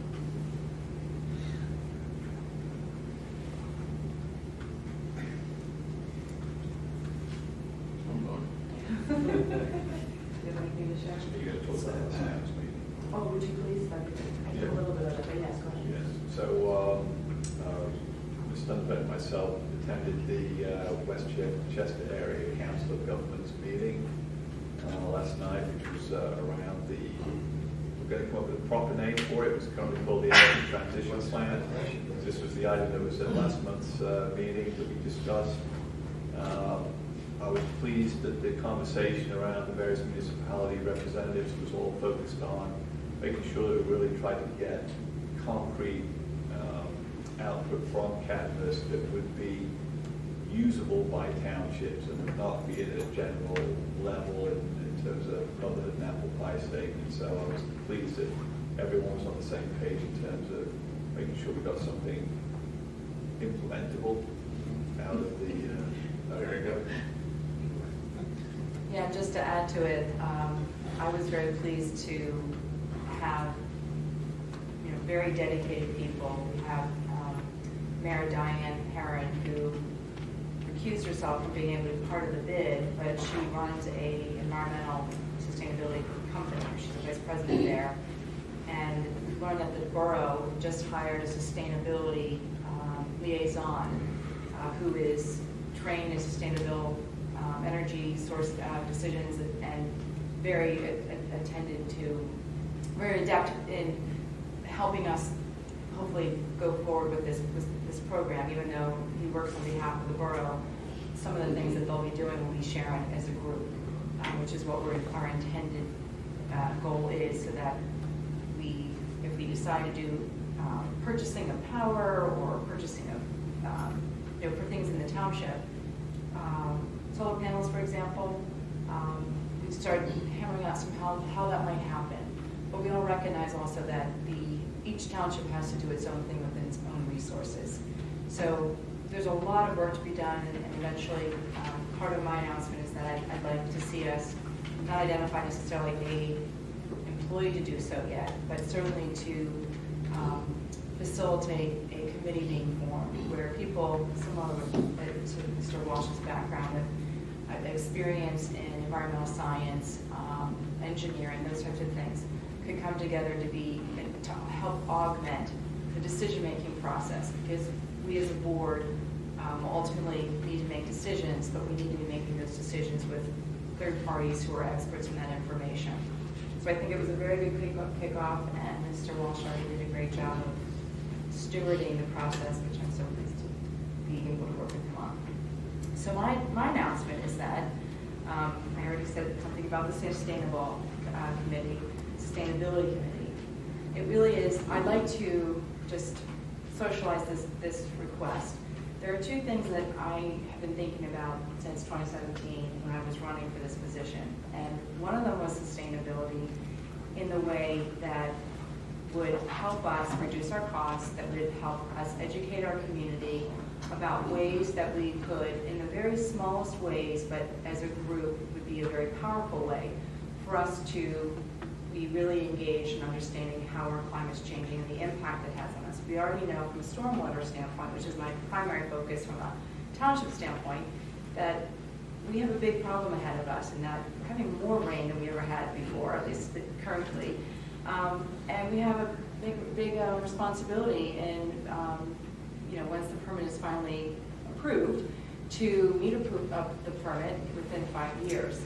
And I think it's important for us to start an educational campaign about these issues so that people know they're coming, so it's not a surprise, so that there's also education that they can then, that we can provide or invite third parties to come and give presentations on ways that they can help improve our stormwater issues, but just maintaining their yards in a certain way, or understanding, rain gardens, or putting in driveways that have, areas that will collect. Like I see a lot of, some of my neighbors have, those round pebbles, so it's draining off into the ground before it comes across their driveway down into the sewer drain. So I'd like to see us have a committee that is going to focus on some of those things, and more than anything, basically be a steward of educational opportunities for us to learn. The second thing that I've been thinking about since 2017 was how I felt when I was sitting in the audience looking at the board and spending so much time trying to put together, okay, this is the information that was on the website, these are documents they had read, now they're making this decision, but I have so many more questions, I really don't understand what's going on, but okay, I guess they did their homework. So that issue is been brought to my attention as we've been supervisors, and Mary included at the time. I think it's important, even though it's potentially a difficult thing for us all to be able to commit to. But I think that my frustration, what I've heard from residents, is that when I come to this meeting, I have questions. And yes, we are responsible for getting our work done, and we have done our homework, and we've asked our questions, we have the documents supporting what we could make our decisions based upon. But I think that we need an opportunity to have what I would consider a more casual, open discussion with residents, because given the fact that we have our comprehensive plan happening, given the fact that we've had major changes in our sewer, given the fact that we've got stormwater coming down the pipe, they told us in the survey what they think, but they're asking for an opportunity to speak with us directly, where we can show up in casual clothes, we can spend 1 hour with a Q&A, questions that they want to typically ask. They don't feel like they can get them asked here because we have work that needs to be done. So what I'm asking for is for your consideration, not to be voted on, not to be spoken about now, but your consideration for a second 1 hour meeting every other month for us to basically have an open house conversation with anyone who shows up. It'll be a public meeting. It'll be someplace that if we ultimately say, hey, that's a great idea, let's put that on the agenda, we can have that ability to do that. But I feel that, especially, and even with the Giraffing property, so you brought up the concerns that people are having. If they only can come here once a month, no one came today, you were the one that brought that information. If they have the ability to have more insight to what's happening, doesn't mean that we know those answers, but at least we know what they're hearing, where their pain points are. And even though we might assume what they are, we never know until we get them directly. So that's my second announcement, is something I'd like to see us implement, probably sometime for the July meeting, or after, decide by July and set something up so that it can be either before we have our board meeting, so it's something maybe the first week of the month, so then we're prepared with understanding of what things might also need to be on the agenda. But I'm flexible with timing. I know it's the summer months, but it's a way to get it started. Any comments or questions? Do we need a resolution for that, or do we need, do we have our supporting staff with us at those meetings too? Some of those questions. Yeah. I think depending on if we can kind of get the vibe of what people are asking about, and if it requires that we bring staff into it, then sure. So during the comprehensive plan task force meetings, we did have several open houses to to get folks' input. And we found that we had some pretty good attendance. We did some of them too, so. So what I was going to do is just put a quick summary of my thoughts and how I would like to see it happen, and then send it out to you guys each individually, and then have something to more reflect on before we talk about it again. I think if we're going to have a resolution, we do it in June, and then start in July, if that's possible. Okay. Township manager's announcements. Yeah, so 2 announcements. I'm going to propose kind of, Robin, what you're thinking here. We have still a number of ordinances that we're working on that we need to take some time and talk about with the board in a public meeting. I'm proposing a 6 to 7 p.m. pre-meeting, publicly advertised. I'll have to advertise it if the board agrees, prior to our June 18th meeting, so we can only focus on the ordinances that we're working on, so we can have an open discussion, get some input, so we can get some orders to prioritize and to get some fine, If the board is comfortable with that, I had previously circulated a memo that had 4 or 5 of them attached and sort of highlighted what they were. We really, because there's been so much going on, we really haven't got some of your input on the one special permit one, but I'd like an opportunity to go back through it. It wouldn't be a public hearing, there would be no votes taken, it's really just explaining the need for the ordinances and getting your input and direction to move forward. Either table it, done, we don't want it, or yeah, it's a great idea, move this forward, and here's our suggestions. And I know, Sean, you didn't get any of this, but I'm sure you probably circulate that sooner rather than later. Yeah. So if the board's amenable, we can do that 6 to 7 p.m. on June 18th, our next meeting. Is that okay? Yeah. Great. And quickly, second, tonight at 6, I think it was 6 o'clock, 7 o'clock, was supposed to be the Oakland's Cemetery Tour put on by the Historical Commission. We 6 o'clock. We postponed it, obviously. We've had a delegate here for 3 days. 1 o'clock Saturday. Right, it's 1 o'clock this Saturday, June 1st, meet out at Oakland Cemetery. Hopefully Saturday will be good weather. We'll see. That's it. Thank you. Okay, thank you. Township engineer, stormwater announcement? Last Thursday, we had contact with DEP regarding the status of our permit application for revisions to our MS4 permit.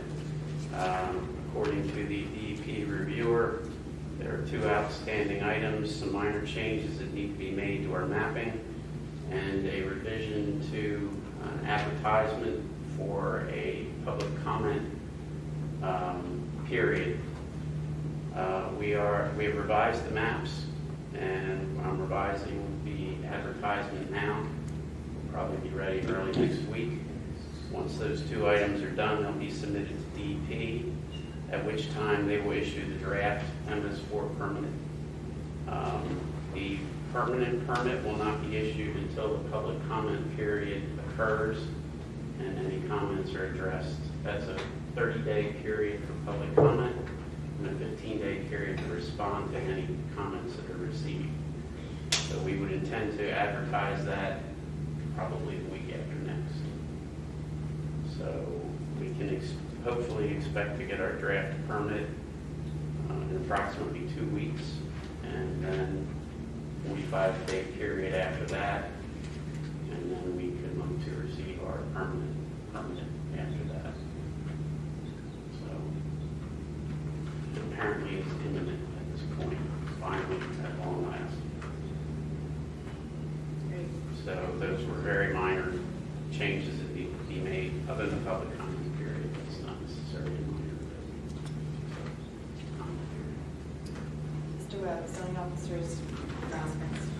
Thank you, Mr. Beck. I included in your board packets this month copies of all the zoning applications for the pending June 4th hearing. The zoning hearing board will meet here June 4th at 7 p.m.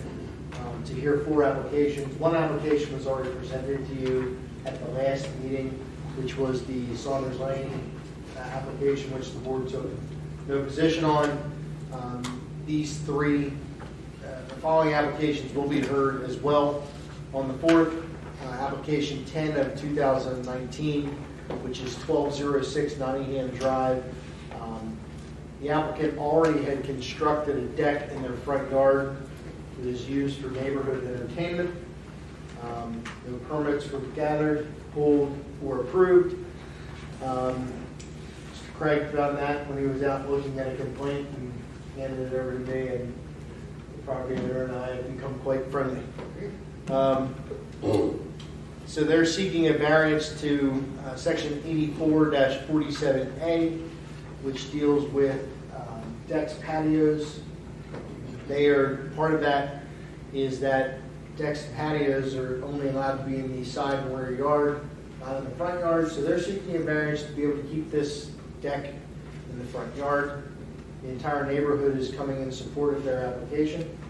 So I need to know if the township would like to take a position on this application, have it,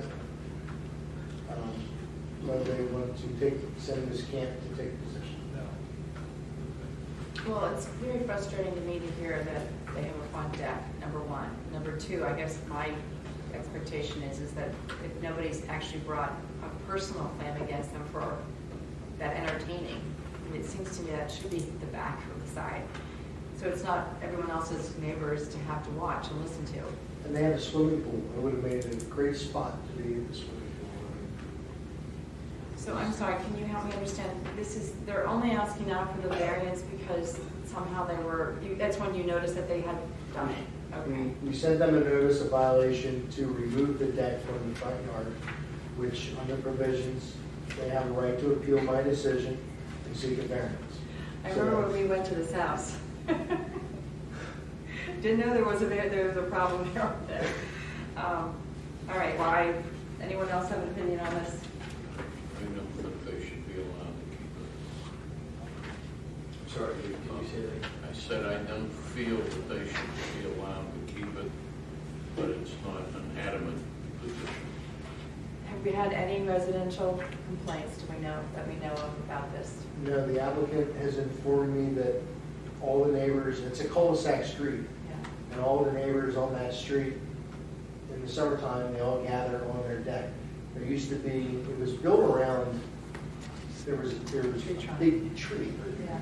And they built it around that because it provided natural shade, and it became the neighborhood hangout. They barbecue, they do whatever. Mr.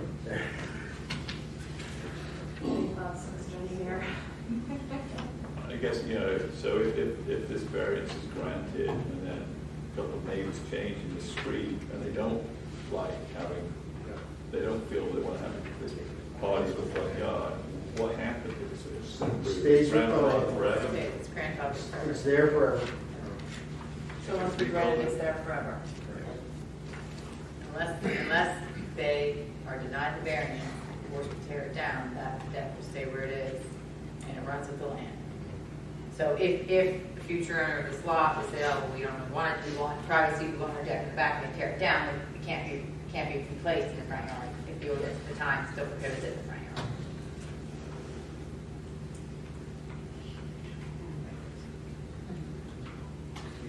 If the neighbors don't mind. Yeah, but once the point is that the legacy of that street and neighborhood. I can tell you now, I just recognize the address. A very tight-knit neighborhood on that cul-de-sac. Every Halloween, they actually group together in that same area. And they pull candy and everything. And it's like a block party almost, but it's not really. But and they serve food. And it's a very tight-knit community. It's, I don't know, maybe six houses. So It seemed like a fun neighborhood. yeah. I mean, it's a nice community that they have there, and I don't know if taking away this, might hurt them. So I don't know. That's not a legal argument. I get that. Yeah, this is kind of a dicey one. The one thing you could do is you could suggest that a condition be imposed that, well, now I'm just throwing ideas out there. It seems like there's some different opinions going on, is that you make it be normally a variance onto the land. You could make it be specific to this property owner. And that when this property owner goes to sell the property, they can't go into that. Do we record that as a miscellaneous document? Yeah. Absolutely. The next party they have, they should be viable. I mean, that's an option. I'm not suggesting that that's what you should do.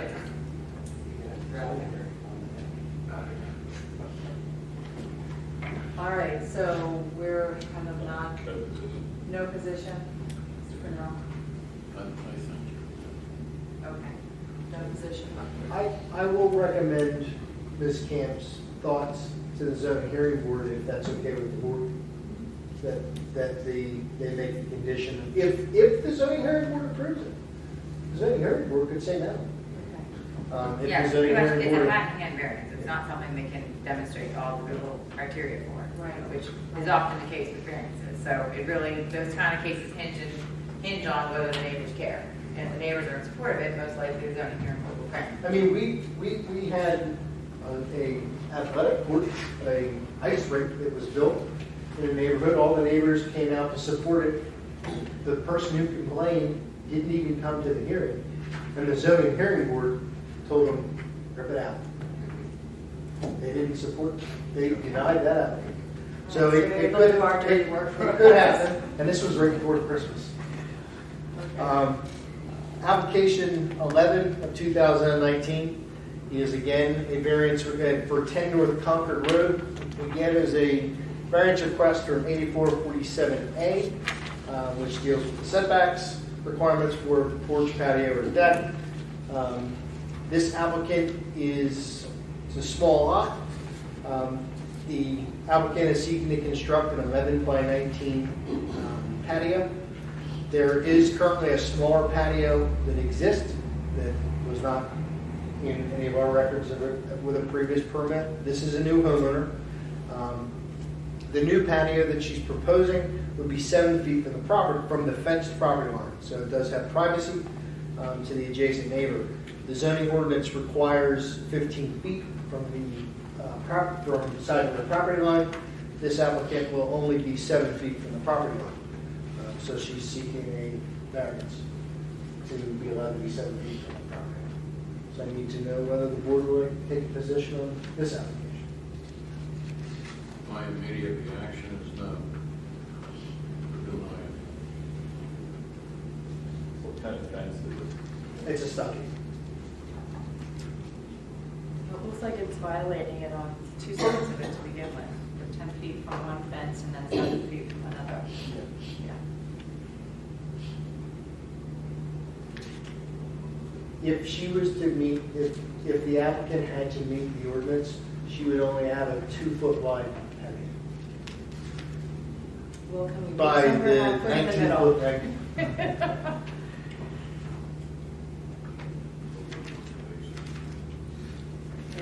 should have a runway, basically. Anyone have strong thoughts about intervening or not? The fact that they have a fence, how high is the fence? It's a 6-foot high stockade. What height is it? The yard's completely enclosed.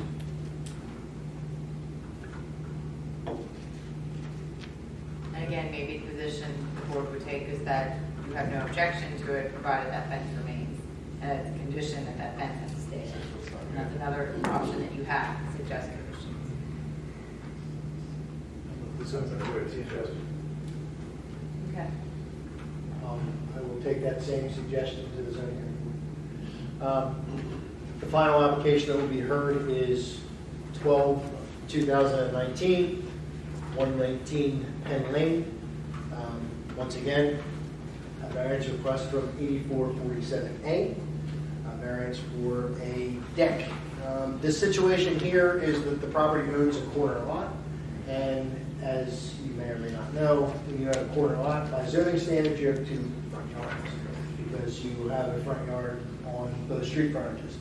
This property owner is proposing to place a deck off of her, what she would consider her rear property, but by zoning standards is a front yard.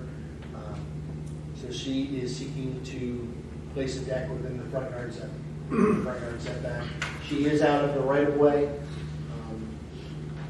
and we just need to know whether the board would like to take a position on this application.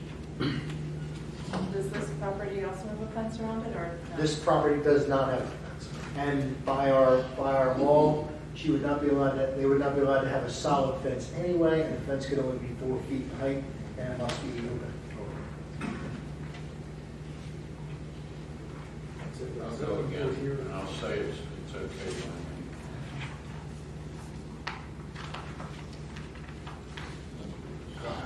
My only objection every time is, it's like a slippery slope. We continue to accept and make the variances. Now, granted, we've got the zoning board to take a look at it as well, but especially if things are historical, that none of us could have changed.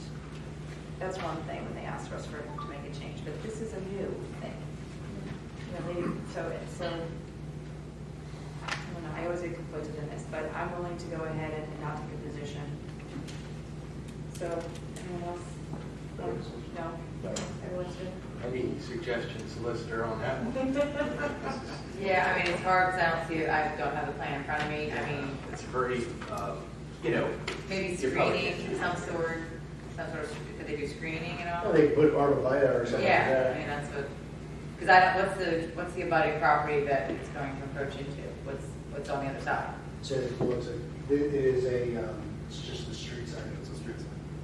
Oh, so it's a corner. It's really their backyard and a little bit of a side, but because they're on a corner lot, that's what makes it. Yeah, I mean, again, they probably do meet some of the elements for variance because there's unique configuration of the lot. Yeah, they certainly have that, I mean, those arguments. The only thing I would say is screening to the extent that what they're doing could impact the neighbor behind them. And that might be better for them to put some screening up because they have privacy on their neck. So I'll make that suggestion to the zoning board. With that, I have nothing further. Okay, thank you very much. All right, so now number 14, approval of the Board of Supervisors meeting minutes as of April 23rd, 2019.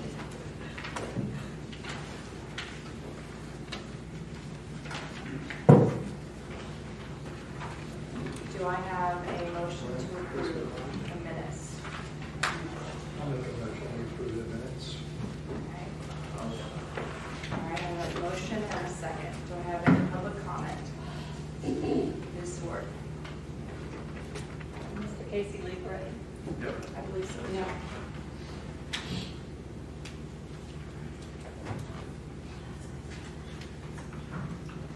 I'm just not going to go through it all.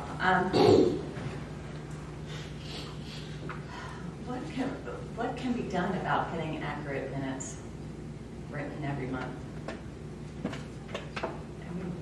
You'll have to be more specific. Well, it has to be per policy that we have the township manager also be the minute taker. There's so many issues. One, I mean, these are 5 pages of minutes. It must take them a good bit of time. So we're paying the most highly compensated employee to do clerical work. He's able to pick and choose and cleanse what's said. He misconstrues residents' words every single month. I mean, this is an official government document. For example, Mr. Casey. Margie, are you speaking about this month, the minutes from April 20th? Yes, I am. Okay, can you give me a specific example where it's misconstrued? Sure. Mr. Casey stated that he, Mr. Casey, should be appointed for the vacancy. Did you not say that? No, he did not say that. He didn't say that. He asked to be considered for the vacancy. He said, I would like to add my name in there. That's, We have it on tape. I don't need your tape, Mr. McCormick, it's okay. Thank you. So let's be clear about this, Margie. 1 second. Let's be clear about this. We have said every meeting that you've asked this question, these are not verbatim, okay? The gist of what he said was that he wanted to be considered. I heard him kind of under his breath say it. he did say, I'd like to be considered. He did not say, I should be appointed to the vacancy. Well, okay, so it's a matter of semantics, but the general gist, remember what this, Mr. Romari, maybe you can speak to this. What are the requirements for when a township resident wants to make a comment? What are the 3 or 4 requirements that have to be documented? Do you know what they are? Yes. Okay, so could you tell everyone in the audience what they are? You can say it. Okay. Yeah, we have an attorney. Well, but the point is that It has to be the in the gist of it. Sunshine Law Act, the minimum amount of information that needs to be provided about any public comment from a resident, the minimum amount is to note the topic on which they spoke. okay? So we could take all of our minutes and just say, Mr. Casey spoke on wanting to give, so wanting to do that, okay? And that's all we would say. Similarly to some of the times that you questioned us. So we can't keep going back and forth with, were the words verbatim? The verbatim words are not going to be there, okay? For instance, I've been asking for years now for something to be amended. When I put a figure out there, $109, and Mr. Lalonde writes in the minute that I said $8,000, it's simply not the truth. I just want to point out, no, I want to bring up Mr. Murphy here. This happened to me the very first meeting I came to in 2013. Okay, and no, I need to understand why you're engaging Mr. Murphy in this discussion. Because I want to compliment him on what I think. Okay, your 3 minutes for your moment to speak about this topic in particular is already gone. Of that 3 minutes, I spoke for about 30 seconds. So, okay, fair enough. Okay, so 2 minutes left. All right. So in 2013, I came for the very first time. I had to come back a couple months later because I saw minutes posted online, and it was entirely misconstrued. I came to a follow-up meeting, politely pointed out what was wrong. I got blank stares from everybody on the board. After the meeting, Mr. Murphy came up to me, introduced himself, handed me his business card, and said, if they're inaccurate, send me an email with how you would like them or what it should say. Now, he's an attorney. He knows that if something is not right in an official public document, it should be amended. I don't know if you don't have the courage to request the changes, but you know, this is nothing to do with these other issues that you bring up to these meetings. We're trying to ensure that we're following the sunshine laws and identifying what people comment on. We can go back to simply having Ms. Swart commented on the minutes. That would be it. That would be fine because he's making it. So, when can I simplifies my life, like you would believe. Thank you very much. When can I expect the amendments to the minutes that are inaccurate? Which minutes are you speaking to? The ones that you brought up? I've sent emails to you 5-6 times. I would prefer not to. We know that, but Yeah. we've already talked to you specifically about the December 17 minutes. Those are not part of this board. Those were agreed to. But you're able to go back and, yes, you're able to go back and amend them. That's not my So that's understanding. another thing. When I stand here and question a 5-year police contract and question a drop, and I stood up here and there's some real legal issues that have been discovered since, and those questions, my comments, are nowhere to be found in the minutes. And when was that? December. No, but, you know, That was not a minute. when, you know, I'm sorry to bring this up, but like, when there's priests or when there's violations, when laws are broken, and somebody comes to you and says, these laws were broken in your township, and you say, well, it didn't happen on my watch, so we're just going to ignore it. It's a problem. Okay, thank you. Mr. Hamel, did you have a question?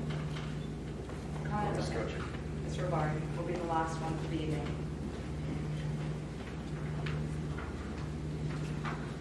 Ambassador Berry. In general, Madam Chair, with all due respect, your minutes have been continuously and consistently been inaccurate. You are accurate, Sunshine Law records that. The minutes are here if you want to read it. The thing is, in the previous meetings I brought it to your attention, when you made an error, you said YouTube is a supplementary to our minutes. I corrected you, and I complimented you on catching your error and correcting it. But your township manager put down Ambassador Berry thanked Ms. Stumpback for amending the minutes. That's an incorrect statement. But also I brought it to your attention that your township solicitor was engaged in an unlawful act, huddling and giving counsel to 2 members when in direct violation of Section 704 Open Meeting Act. None of that ever been recorded. Nobody corrected the minutes. You go ahead and approve the minutes. My only option was file a complaint, file a suit with the Court of Common Pleas, or better yet, file a complaint with the State Disciplinary Board against her license. That way she has to be held accountable. You think I'm joking? Statute of limitation hasn't expired yet. So when Mr. Piali, officer of the court, tells me if you have a complaint, bring it to the attention of this body, I cannot enter into this distinguished body with an unclean hand. And he knows what that means. I cannot introduce document that I know has been tampered with. The police department tampers with the police report. That is accurate statement. I'm willing to testify for that fact. When you give statement, That's where you should be taking. I'm just taking it right now in front of you. It's not appropriate for you to make allegations that you have not been able to provide proof for. This is not the right venue for that. If you believe you have a claim against the police department, you pursue it on your own. You're an individual resident, not even of our township, so you need to pursue it on your own. In my opinion, this is a corrupt township with a corrupt police department. Okay. Thank you. Well, thank you for sharing. All right. That was the last comment of the evening. Do I have a motion to adjourn? No. Public comment. That's a very good example of why we made our new rule in terms of minutes spent on things that are not on the agenda. Mr. Meekum, Mr. Brunel. Yes, we have a motion and we have a second. All in favor? Aye. Okay. Now may I have a motion to adjourn? No. Pay the bills. You have to pay the bills. That is the only legal reason to meet tonight, is to pay the bills. Oh, we gotta go through each of the funds? No, you made a motion to pay the bills. It's fine. I understand what you're saying. Wait a second. Second. I thought we already done things, that's why I said go ahead. All right, go ahead. We need a second. Pay the bills. One more time. All in favor? Aye. Thank you. Yeah, it's way past my bedtime. Did you so- take Public comment. You came up, you both were here. No. That's not public comment. That was about the minutes. All right, like I said, it's way past my bedtime. You should get another job. Then another job. Exactly. You have to follow the law. You are not following I the made a law. mistake, I'm sorry, it's 10 after 10. That's okay? fine. I agree. Okay, so let's give it a break here. All right, so we paid the bills, now we need to approve the minutes. What? Everything's done, you need public comment to end the meeting. All right, no, we need to have public comment on the treasurer's report. Thank you. Come up, please.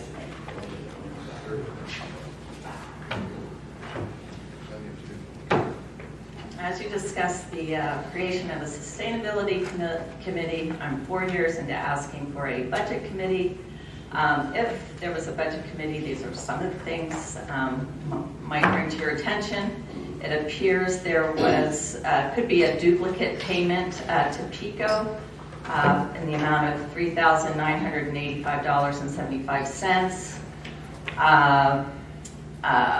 I'm wondering about the $25,000 payment to the Good Fellowship Club. Is the Good Fellowship Club different than Good Fellowship Ambulance? It is It is? the same.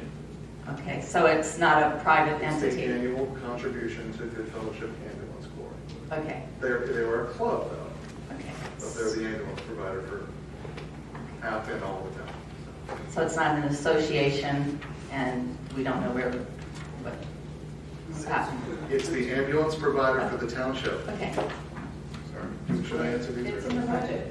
We make a contribution every year. All right, and then payroll for April 18th was $60,000 more than the previous 2 weeks, and then it went back down. I'm just curious why the balloon for payroll. So one thing that I've asked of you multiple times is that this level of detail in the budget is best answered by the people who are the staff members. Jean Dunn in particular, and Jen is an alternative, or Christine Reify. Yep. It's impossible for us to know the answers to questions that we don't anticipate.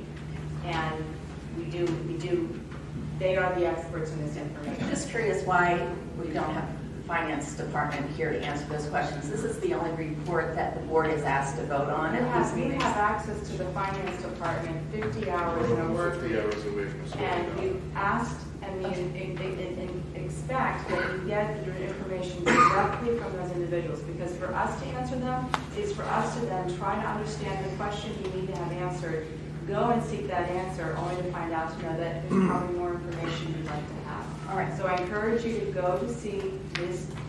Denham. She said with 24 hours advance warning, you could have an appointment with her, and she could walk you through every question you have in your book. Okay.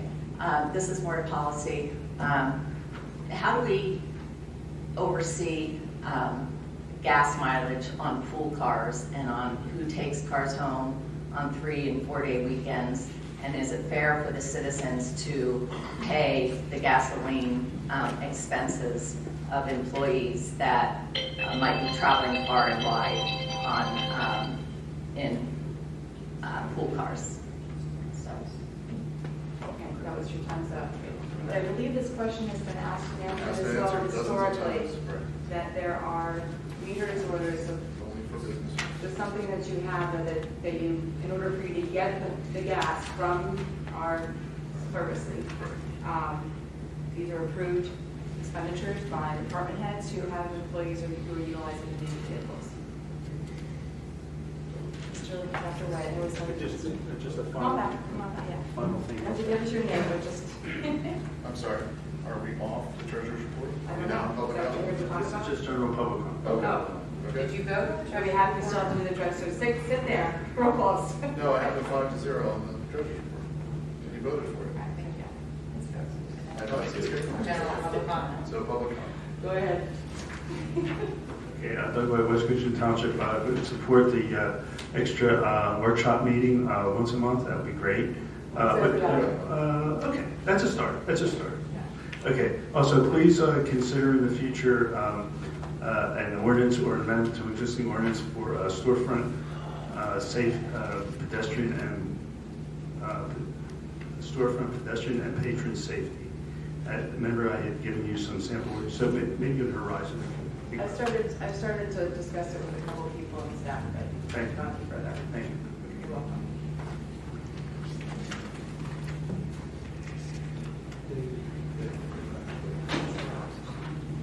Any other public comment? Oh, yes, Ms. Wills. Yes, Mr. Rush. Nancy Wills, WILLS, 1106 New York Avenue. It's just a quick comment. I'd like to publicly thank the police department for their visible presence at the synagogue and the Islamic Center. I live not far off 100 and go past there. It makes me proud that our community takes the protection of our faith community seriously. Thank you. Thank you.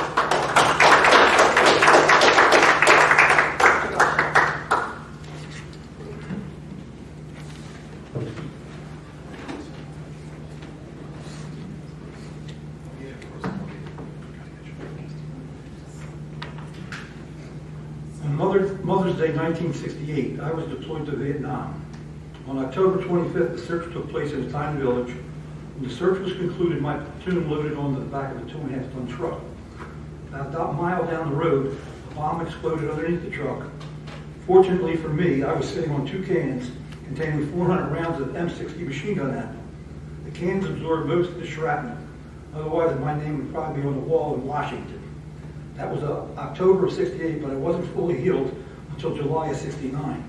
When we were deployed to Vietnam, we were told the reason to be fighting over there was to prevent communism from coming to the shores of the U.S. and to protect the First Amendment rights of all Americans. At last month's meeting, I raised my hand to be recognized during the public comment period.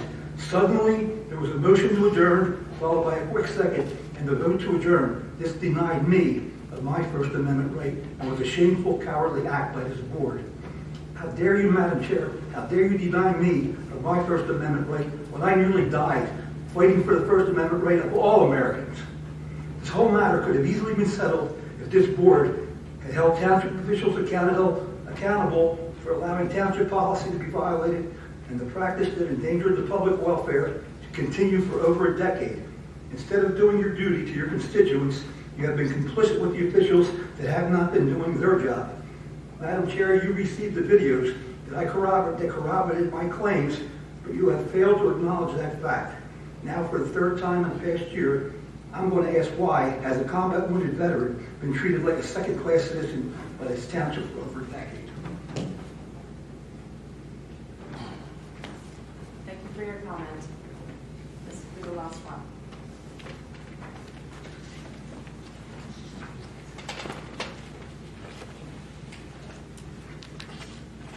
Foster Berry, 5-6 years ago, Mr. Brotchett approached me. He had an issue, and I offered my help.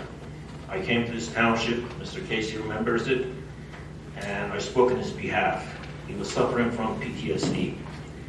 Continuously, the township threw his matter under the rug, point the finger at every direction except a simple solution. The snowplow could have easily slowed down, resolved the situation. But they tried to portray him as an idiot, trying to portray him as old, trying to portray him anything but what the legitimate complaint was. I guided him directly, go to the police, we filed a police report, we made the documentation of everything.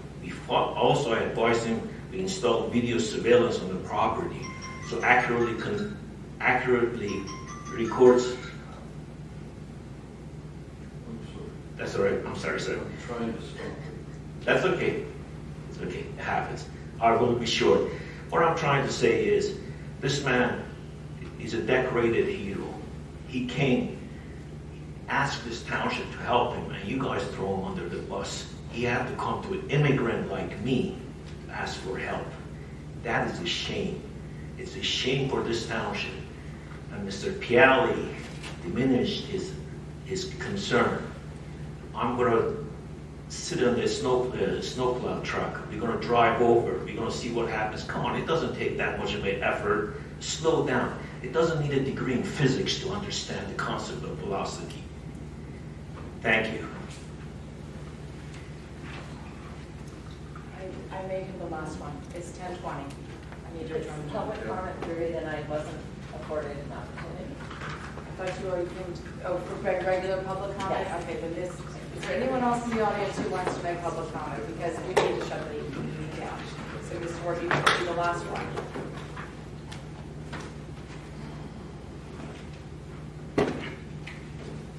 There was a legal ad in the paper regarding some contaminated water on some property, and it says that West Goshen Township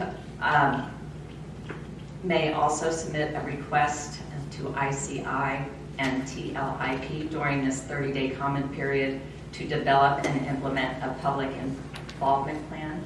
And I'm just curious if the township will be submitting that request. Are you familiar with what I'm talking about? Anyone? Yes.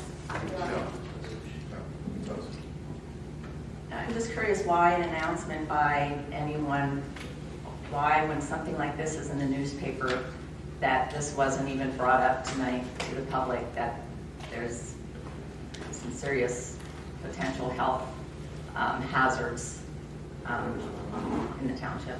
Sure, you guys. DEP has primary and only jurisdiction over this. The township has never gotten involved in DEP matters like this. It's a remediation of a brownfield. We have no jurisdiction over it whatsoever. And we have never gotten involved before. Okay, Mr. Riboy, thank you. But we have the opportunity to implement a public. The township has never, ever. Make a motion, we adjourn. Done that. I'll second that. You guys are All right, the motion in a second. All in favor? Aye. Aye.